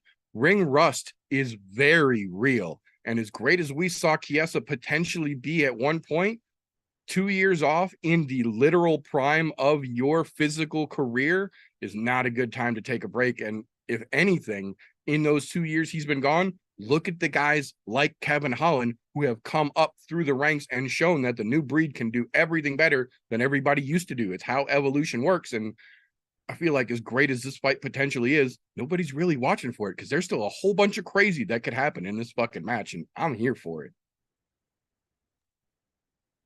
Very well put, because that is definitely one, in my opinion, that has been not getting the shine it deserves. I think it deserves a good bit more. Anytime you put in Holland into any situation, it can deserve some great shine. Not to mention the return of Michael Chiesa. That's worth it right there in itself. No, not that. That puts the ball in your court there, Christian. The fights that are listed here on the card, which one do you think's not getting the shine it deserves? And you're going to be willing to go out and tell people, hey, this is one you need to sit down and watch. You might make a new fan. Well, this one is pretty easy for me, man. You got to go with Wonder Boy versus Michelle Pereira. It's on the main card. It's in the people's main event spot, but it's not been talked about for shit. And I really think it's just because Wonder Boy is one of the nicest dudes. You know, he likes to say it. Instead of the BMF, he'd be the NFF, the nicest fucking fighter. You know, like because of his personality and being such a cool, chill guy, people don't really give him the respect he's due as a fighter, in my opinion.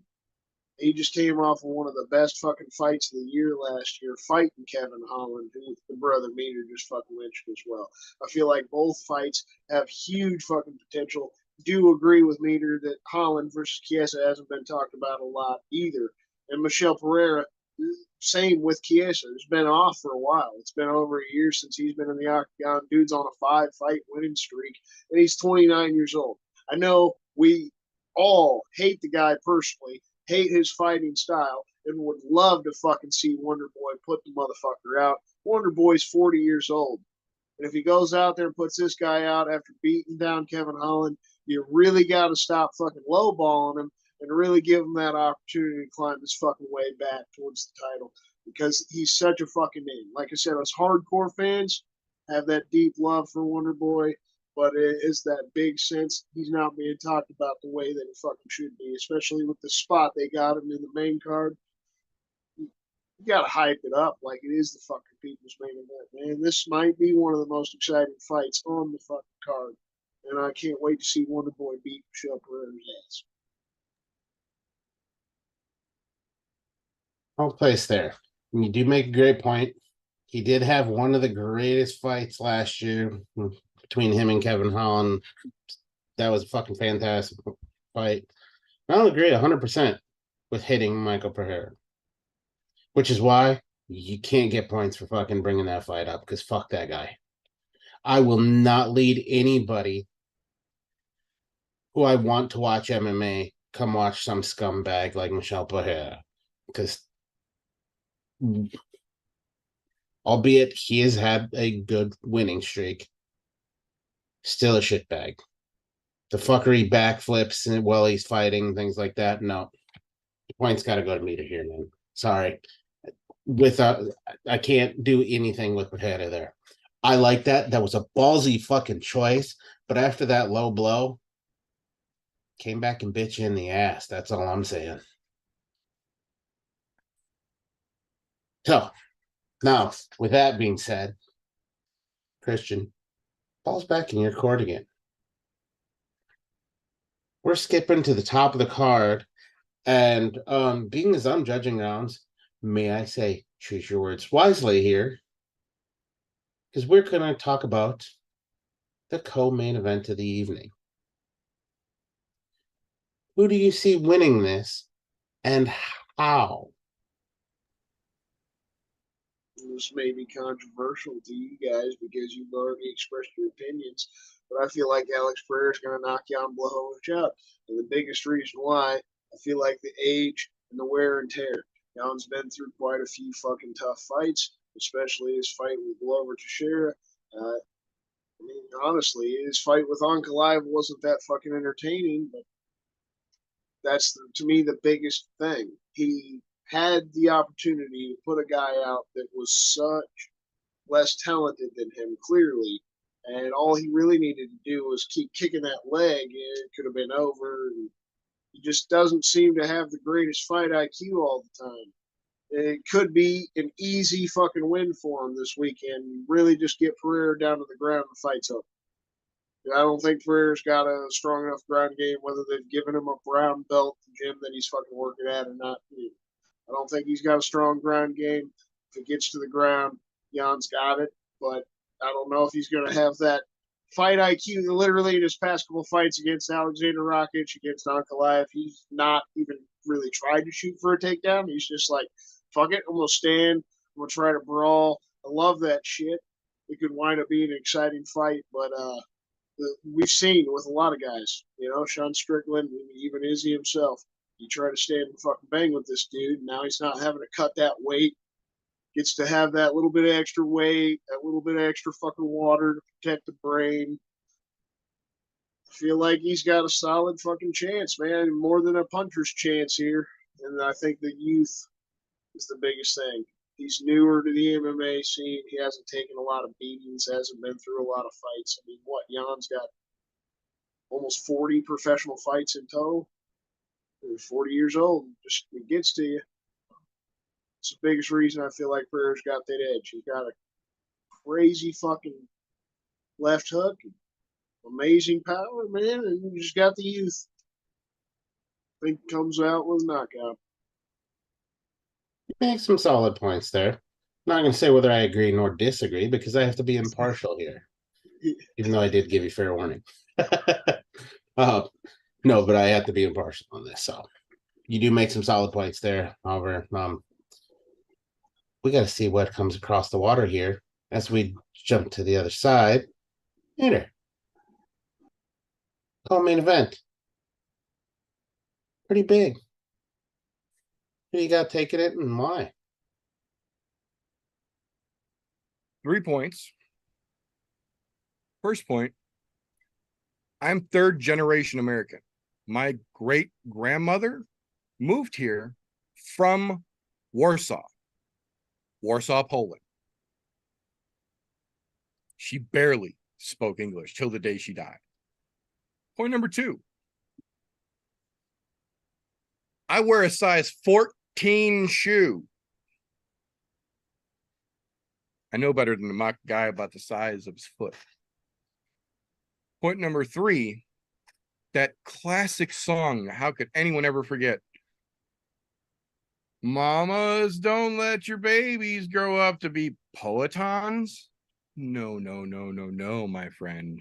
Not only is the Polish power on display this weekend, not only are those tiny little Polish feet going to get to dancing around Pereira, but Jan has become a bona fide hat-rocking, skull in his pocket stain having Polish cowboy.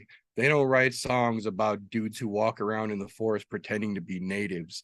They write songs about cowboys. They write songs about victories that cowboys win. And after this weekend, we're going to get us a nice ballad of Jan Blachowicz as he walks his way into a title fight at 205.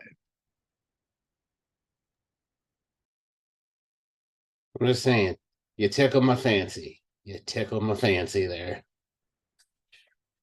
Now, with all of that being said there, you already knocked out the little bonus question I had here to cap this off. Because you think it's him? Well, actually, no, because you didn't say it directly. So, bonus question for both of you. Don't care who answers first. Is this going to be for the light heavyweight belt?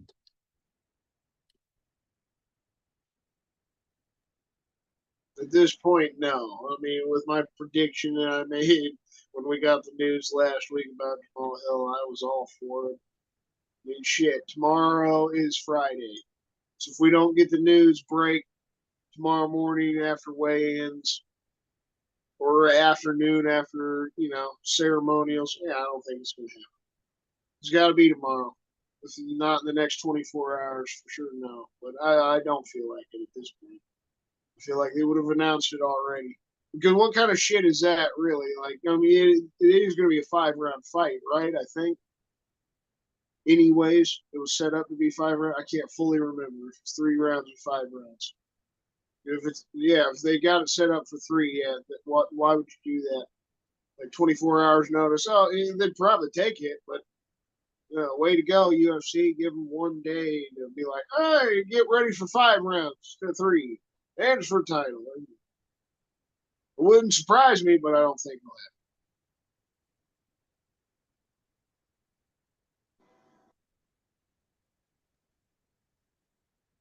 I would love to see that this is going to be last minute for the belt. But at this point, it's very obvious that Dana White does not want Jan Blachowicz to have that strap. I think it's going to be number one contender or title eliminator, but I don't think they actually put the strap on it. I'm in line with both of you. I don't think it's going to happen. My thought is Dana is afraid if they were to have done it in this fight, they might end up with a fucking another draw similar to the Ankalaev Blachowicz fight, which I could understand that.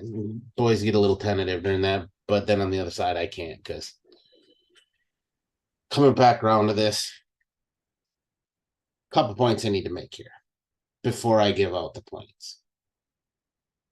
One, I'm down with Polish power. Two, Christian made some really good fucking points. Three, there is something that was missed, though, on Christian's side that I will say before I delve out any points. Not saying you're not going to get points for this, Christian. He said, Jan's got all this road mileage. So does Pereira. He was fucking kickboxing before it fucking came into MMA. So he was taking damage. I think we forget to mention that about his thing. But that's besides the point. Now, I do like the three-legged fucking stance that you had put up there, Nina, but I don't think 3 legs is enough to do it here. As much as I am against Pereira winning this fight, Christian makes some really good solid points on this. I have to get the points to Christian here. Even though he can't remember that fucking Pereira fought kickboxing before MMA, so he's got road mileage too. I'm just saying. I remember he just dominated the kickboxing and even beat Izzy's ass the couple times they fought. So he didn't take the same kind of damage that Jan's taken in MMA. Even though kickboxing is still a very violent sport. Yes, he took damage, right? Because it kicked the fucking leg, the body, any of that. Road mileage. It doesn't matter. Didn't get knocked out until he fought Izzy here back in April, right? So That's never even really lost very much in the kickboxing. All I'm saying is all the waterfall wrestling with Glover in the world ain't gonna save you when that Polak puts you on your fucking back and starts raining hammers. Oh yeah, no, I agree with you, brother. I said it. I fully said that, man. I had to put that point out there. It gets down to the ground, it's over. Even if fucking Pereira's the dumbass, it's like, oh, let me shoot the takedown. Right. Oh, fucking wrong choice, buddy. It's over. Right. All right. So that puts the ball right back into the meter's court again here. So that brings us to the main event.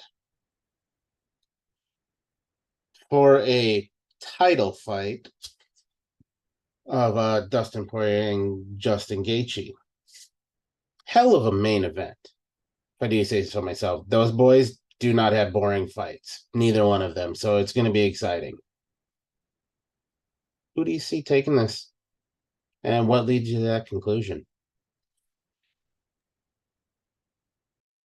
I would love to give a big poetic diatribe about how it's been 5 years since that fight happened and they've both grown as people and fighters and they've changed camps and they've changed styles. And the reality of the fight is that these are the same two dudes who went in there to, and I quote, put on a beautiful car crash.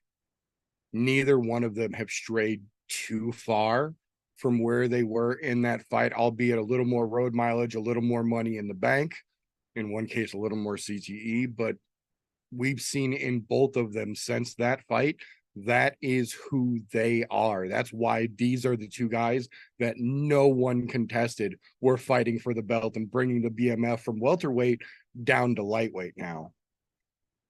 I would love to say that even though he has been talking about it, that Justin Gaethje is now an intellectual fighter and he's tired of just going in there to see who can weather the storm. But the reality is we've seen that that's just not the case. He always, or at least recently, tries to start the fight smarter.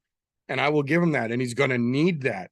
The problem is that A, Poirier already knows he's going to do that. And B, he's not going to be able to hang in the duration when Poirier pours on the volume. We've seen it happen with people beyond just Dustin doing that to him. Gaethje is great. If he gets an opening, he'll put you the fuck out. But if you can frustrate him, he loses his game plan, he loses his fight IQ, and he puts his head down and he goes into a car crash. That's just who Justin Gaethje is. That's why we loved him for so fucking long.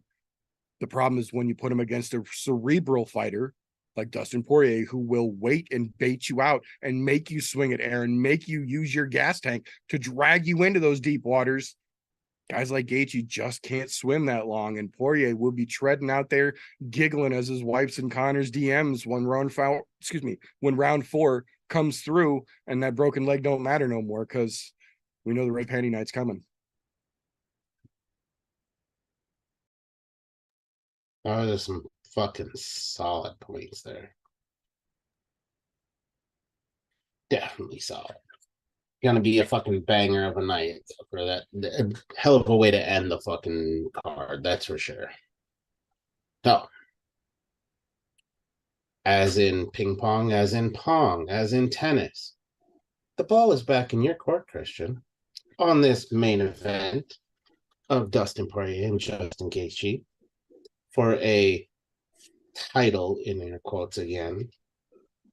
Who do you see taking home this strap and why? The title or no title, man, for almost the past couple months since this fight was announced, it's been the fight I've been the most anticipating. Like, I'm excited as fuck for this. The first fight between the two of them was an absolute fucking dream for a fight fan. That's what you want to see. Two dudes go in that fucking cage and lay it all on the fucking line. Literally be willing to die. And it's kind of like destiny since they last fought. They both have the same record. Both been 6-2. The only 2 losses to Charlie Olives and fucking Habib. It seems so right as a fucking fight fan that we're getting this back. Now, in the sense of picks, I haven't made my picks yet this week. There's a big reason why. Most of these fights on the main card, I do not fucking have an idea. I'm like, it's so 50-50 with a lot of these in my mind this week. I know I'm probably going to get some wrong. And I'll fucking, I'll make the picks. I'll put them in and go with my gut on them and hope it works out. And that's kind of how I feel with this fight. I feel like it's so back and forth. I absolutely have no idea in hell who's really going to come out on top because in the first fight, it almost went the whole entire 3 rounds. Towards the end of that 3rd round, that's when Dustin finally hurt Gaethje, put him out.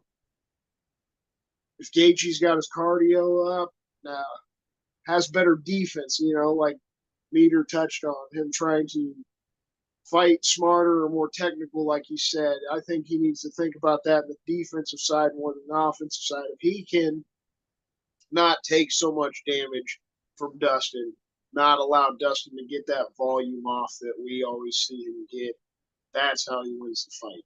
He's got to make it go all 5 rounds, and he's got to be able to take less damage more so than,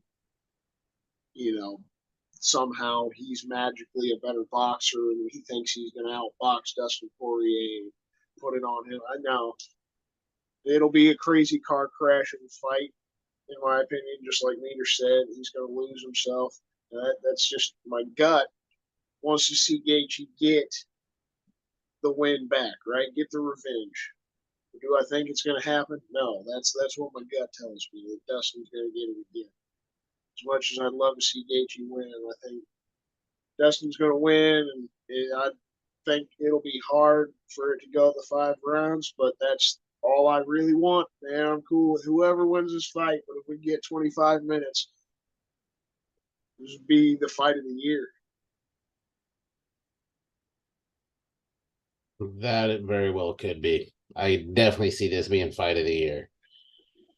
Don't get me wrong, we've had some pretty good bangers so far, but this one has a high potential of that. No. Thanks for kind of a hard decision to get points out on this one because it's both make really solid fucking points. However, somebody has to win a point, somebody has to lose a point. Or not get a point. We won't say lose a point, but not get a point. This is kind of like that 10-9 must scoring system. Somebody's got to win a round, somebody's got to lose. Due to the nature in which you were so wishy-washy on who was going to win, Christian, I have to give the point to Meter because he was solid straight out the gate about who was going to win and why. So, a little less wishy-washy in your next answers, and you would have gotten the point. But, you know, a little too wishy-washy. Although we've heard that out of you before, so not surprised. Even me getting my low blows in when I get a chance here, and I'm not even in the fucking pit, just here to ref. Now, you guys can math. I know some of you can't, so I will break it down fucking grade school style for you. That's 1-1 and 2-2 apiece. 4 rounds in total. 2-2. Means we got to go into the 5th final round. Now, to make this fair. Before we jump into the final round, I would just like to take a moment to let folks know that this weekend is not just UFC 290. This weekend is full of combat sports. Even though we didn't go over everything, I do want to let folks know that if you need punchy kicky in your life this weekend, there is a full menu. So let me give you a quick little rundown here. Starting tomorrow evening at 8 p.m. Eastern, 7 p.m. Central Time, Fight to Win 234, a nice open mat Brazilian jiu-jitsu competition of all levels, gi and no gi. Great fucking time. There are some names of folks, there are some names that folks will recognize competing in that event tomorrow night. Tomorrow night at 9:30 here on the I'm No Joe channel, you'll see some video gaming.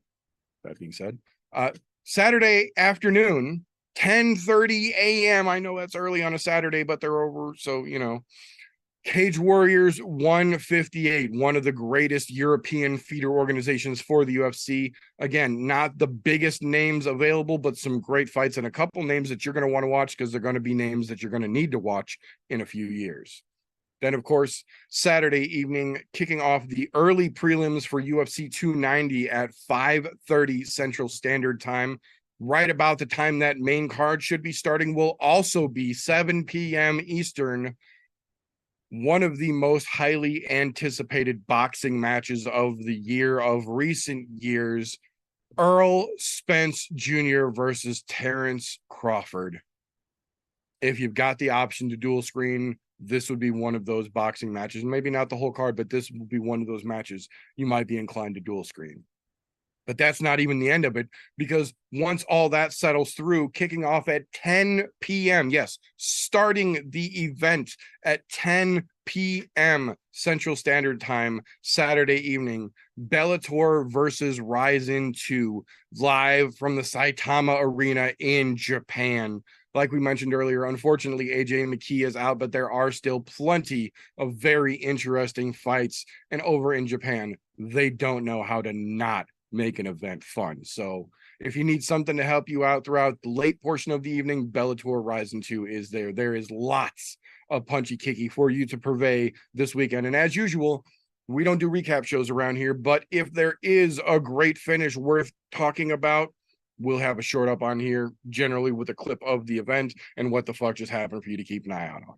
That being said, take it away, TJ. All right. So, coming into this 5th and final round here, to make things fair,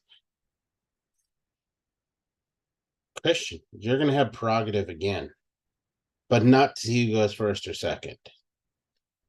So, what I'm going to ask first is, either your choice. Do you want to go first or second? I will go second. It's going to go second. Keep the rhythm. Keep the rhythm going. Christian, because I do not have the cards here, I think there are 3 left on the board right now, if I was told correct earlier. Pick number 1 to 3. We'll go with number 3 because Gaethje's ranked number 3, and I'm taking Gaethje this week. Here we are with the wishy-washy, as he thinks Poirier is going to win. Jesus I fucking told you which one I wanted to win. God damn it. Gut feeling, right? Heart says Gaethje, the mind says Poirier. Fair enough. Fair enough. Oh God, that's hard to read.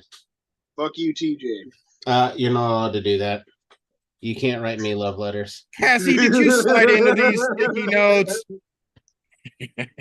Haha, Lady Avocado, got you on the other show. The real post-it number 3. Next big UFC pay-per-view location. Where is it going? That's gonna be big. Where's the next big event gonna happen? What are your thoughts there, Christian? What's Next big location. That's a good question because, like you guys were mentioning earlier, if they got that little actual forced partner up with the power slap, we're not going to see a lot of big pay-per-view locations. We're going to see the same old shit. Neither touched on a lot of Vegas, maybe some Texas and Florida. But if that's not the case, I would love to see the Mexico thing happen. I honestly still feel like that makes the most sense. You got Alexa Grasso, defending the title against Shevchenko. She comes out on top. You still got a lot of huge Mexican fighters to bring in those fans. It's a place they haven't really been to. It's the most realistic in my eyes because they've already set up Korean Zombie fight Max Holloway in Singapore here. So you're not getting that Korea fight. It's probably going to be Zombie's last fight after he fights Max here. And I don't feel like they have enough prospects in the UFC right now to kind of go to Japan.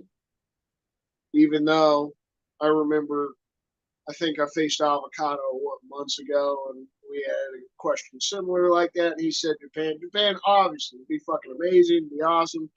The ties to pride and all that. I feel like the most realistic. We went to Canada earlier this year. It's got to be Mexico. They've been going to Australia and all these other places. Mexico would probably be the biggest pay-per-view location they could go. The most realistic, in my opinion. I like that answer. Mexico's a good solid choice. You can put on some big shows there. There's quite a few Mexican fighters that have a really big draw, so that makes sense. All right, man. Ball's back in your court. Where's the next big UFC fucking event going to take place? So, firstly, I've got to start by saying I do admire my competitors' tenacity, but I have a hard time believing that Vicente Fox is going to allow Dana White back on Mexican soil anytime soon. That being said, there is a place called Eden Park that has a 50,000 capacity seat 50,000 seat capacity stadium in a little town that folks might have heard of called Auckland, New Zealand. Given the propensity of the city kickboxing crew and now several other notable MMA gyms opening and flourishing down in the Asiatic region down there, we already know they're going to Sydney. They've been to Australia several times before. Where they haven't gone, though, is to that tiny little island just off to the side of Australia called New Zealand, where they just so happen to have a potential matchup of one Alexander Volkanovski versus the arguable #1 contender in Ilia Topuria. And since they're not going to be able to make the super fight happen in Sydney in September like they thought because surgery from Volk, now that gives them time to work on somewhere around, I don't know, maybe February, where it would be summertime down in New Zealand versus wintertime here in the Northern Hemisphere. And we could go have a literal beachfront title fight in New Zealand, and Dana can make all the money from it at the same time. That's a good solid answer. I like it. We haven't been to New Zealand yet. They've got a big enough fan base. And all the people that would definitely fly over from fucking Australia too. Yeah, Australia, Asia, everybody over there. Yeah, it's pretty centrally located, all that. But that would be no different than saying going to Japan, because that's all pretty centrally located Asia over there too. So now, all that being said, that's a tough fucking call. I can see them going back to Mexico, albeit a little difficult. But I also have a hard time seeing them going to New Zealand because they haven't been there yet. And anytime they go into a new territory, it takes a while to get the fucking ball rolling on that. Do I foresee them being able to get that done by February timeframe? Nah. There's a lot of hoops to jump through. However, they have great people on both sides of that. So, I mean, they could end up in either. To me, I want to see a fucking Africa card. I want to see put them in South Africa, because there's a large population, or even better yet, take them to like Cameroon or something. That's just my thought. Somewhere where it's just fucking little ping nowhere, make a giant fuck off goddamn card, bring money to a poor ass country. That'd be great. But we know that's not going to happen because there's not enough money in those countries. Oh, that being said, Mexico's had its fair share of events already that are fucking huge. Well, I will say they've had their fair share of events. They've had some huge things happen at them, like throwing of fucking beer bottles and shit at people. Because, great fucking way to want people to come back to your country. New Zealand over there, never been. City kickboxing is huge. And the way that the fucking Kiwis and the fucking Australians are getting together lately, I have to fucking go to the New Zealand route here. My heart says go bonus New point? Zealand. Bonus point, we could potentially get Laura Senko doing another Shoey live. That's a win in my book. Just throwing that out there. Only if she does it out of her high heel. After she's been working the whole fucking event. But yeah, so playing on this in the win, it's gonna go over to the meter because I love the fucking idea of going to New Zealand. They deserve a fucking big card over there, especially with the fighters they've got. They've got a current champ over there, and you got champ Volkanovski that can just quick hop flight from Australia over to New Zealand. Bam, the boys are back in town. Little men at work, that kind of thing. So, hats off to me this week. Christian, little less wishy-washy. And you probably would have had this. Had you have been a little more on point and said Gaethje, like right with 100% certainty, I probably would have given you the point and never even made it to the 5th round. We would have had our first fucking walk-off there. But you had to be wishy-washy on me because, to be honest, I want to see Gaethje win. I want to see you get that win back so that way we can get a 3-piece of this motherfucker. Because that would be a trilogy I think a ton of people would want to see. Hats off to you both. Well done, boys. Thanks for refereeing for us. Thanks for refereeing for us. They're much appreciated. Definite tip of the cap to my competitor there, SlowB. Always glad to step up plate and know that the boys that I'm standing here talking shit with can hold their own just a goddamn same. Makes me proud that we've been doing this fucking show for going on 6 years now. We are now in season 9, boys and girls. We've been rocking this shit for a goddamn minute and we ain't slowing down any fucking time soon. So first and foremost, if you are new here, welcome. Check out. We have not missed a major event aside from last week, which wasn't really that major, in over 5 years now. Every fucking week there is a major event that needs to be talked about. You will get something from us here.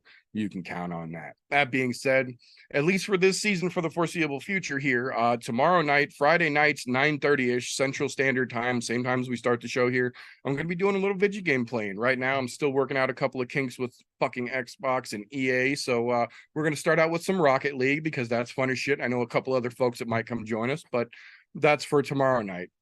When the show here ends, That's not the end of the fun either, because first thing tomorrow morning and pretty much every Friday morning, you can take your happy ass on over to Spreaker.com/slowbake and contemplate and catch my fine compatriot over there that I competed against this evening and his hetero life mate and their friendly fire and podcast over there, SlowBake and Contemplate. Catch all the fun that those boys get their takes up to. Those links and all of their social medias are down in the description below. Appreciate it, brother. Once we wrap around the next fucking week, shit always stays fucking popping. You gotta fucking hop over to the brother Golf T's channel on YouTube. It's Golf T Vapes, just the same as he is on here, same as he is on Instagram. You gotta pop over, show the brother some love. About the same fucking time every Wednesday night, 9 o'clock, 9:30. Brothers hop on, show everybody some fucking recipes for your vapes, have a good fucking time. You hop in there, show some fucking love, and just like Meaver said, you can find the links down in the description for the brother shit.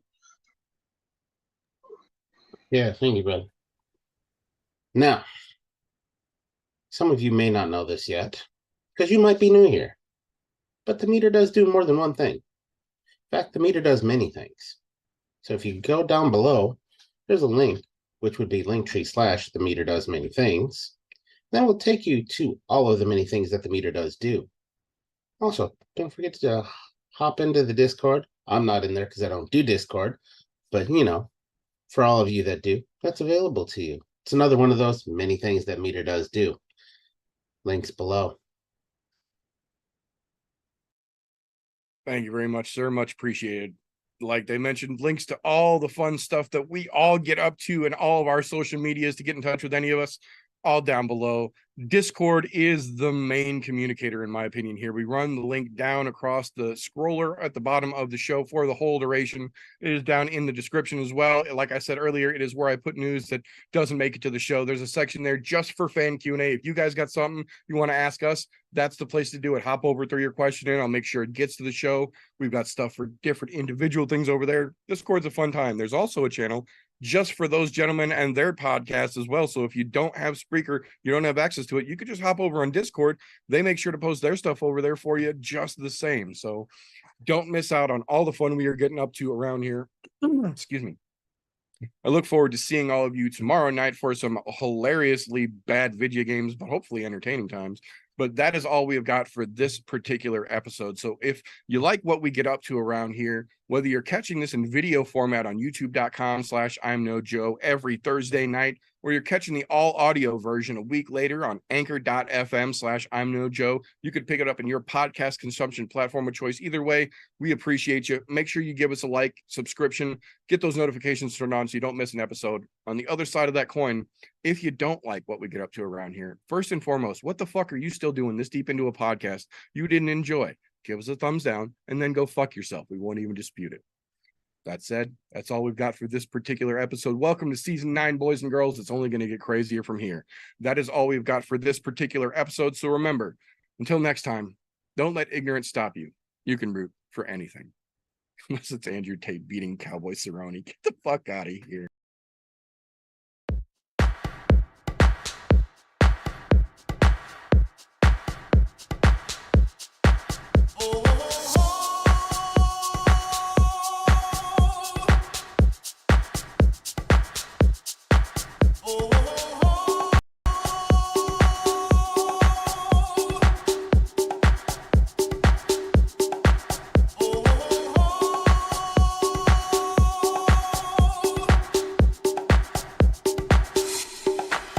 Everybody was kung fu fighting.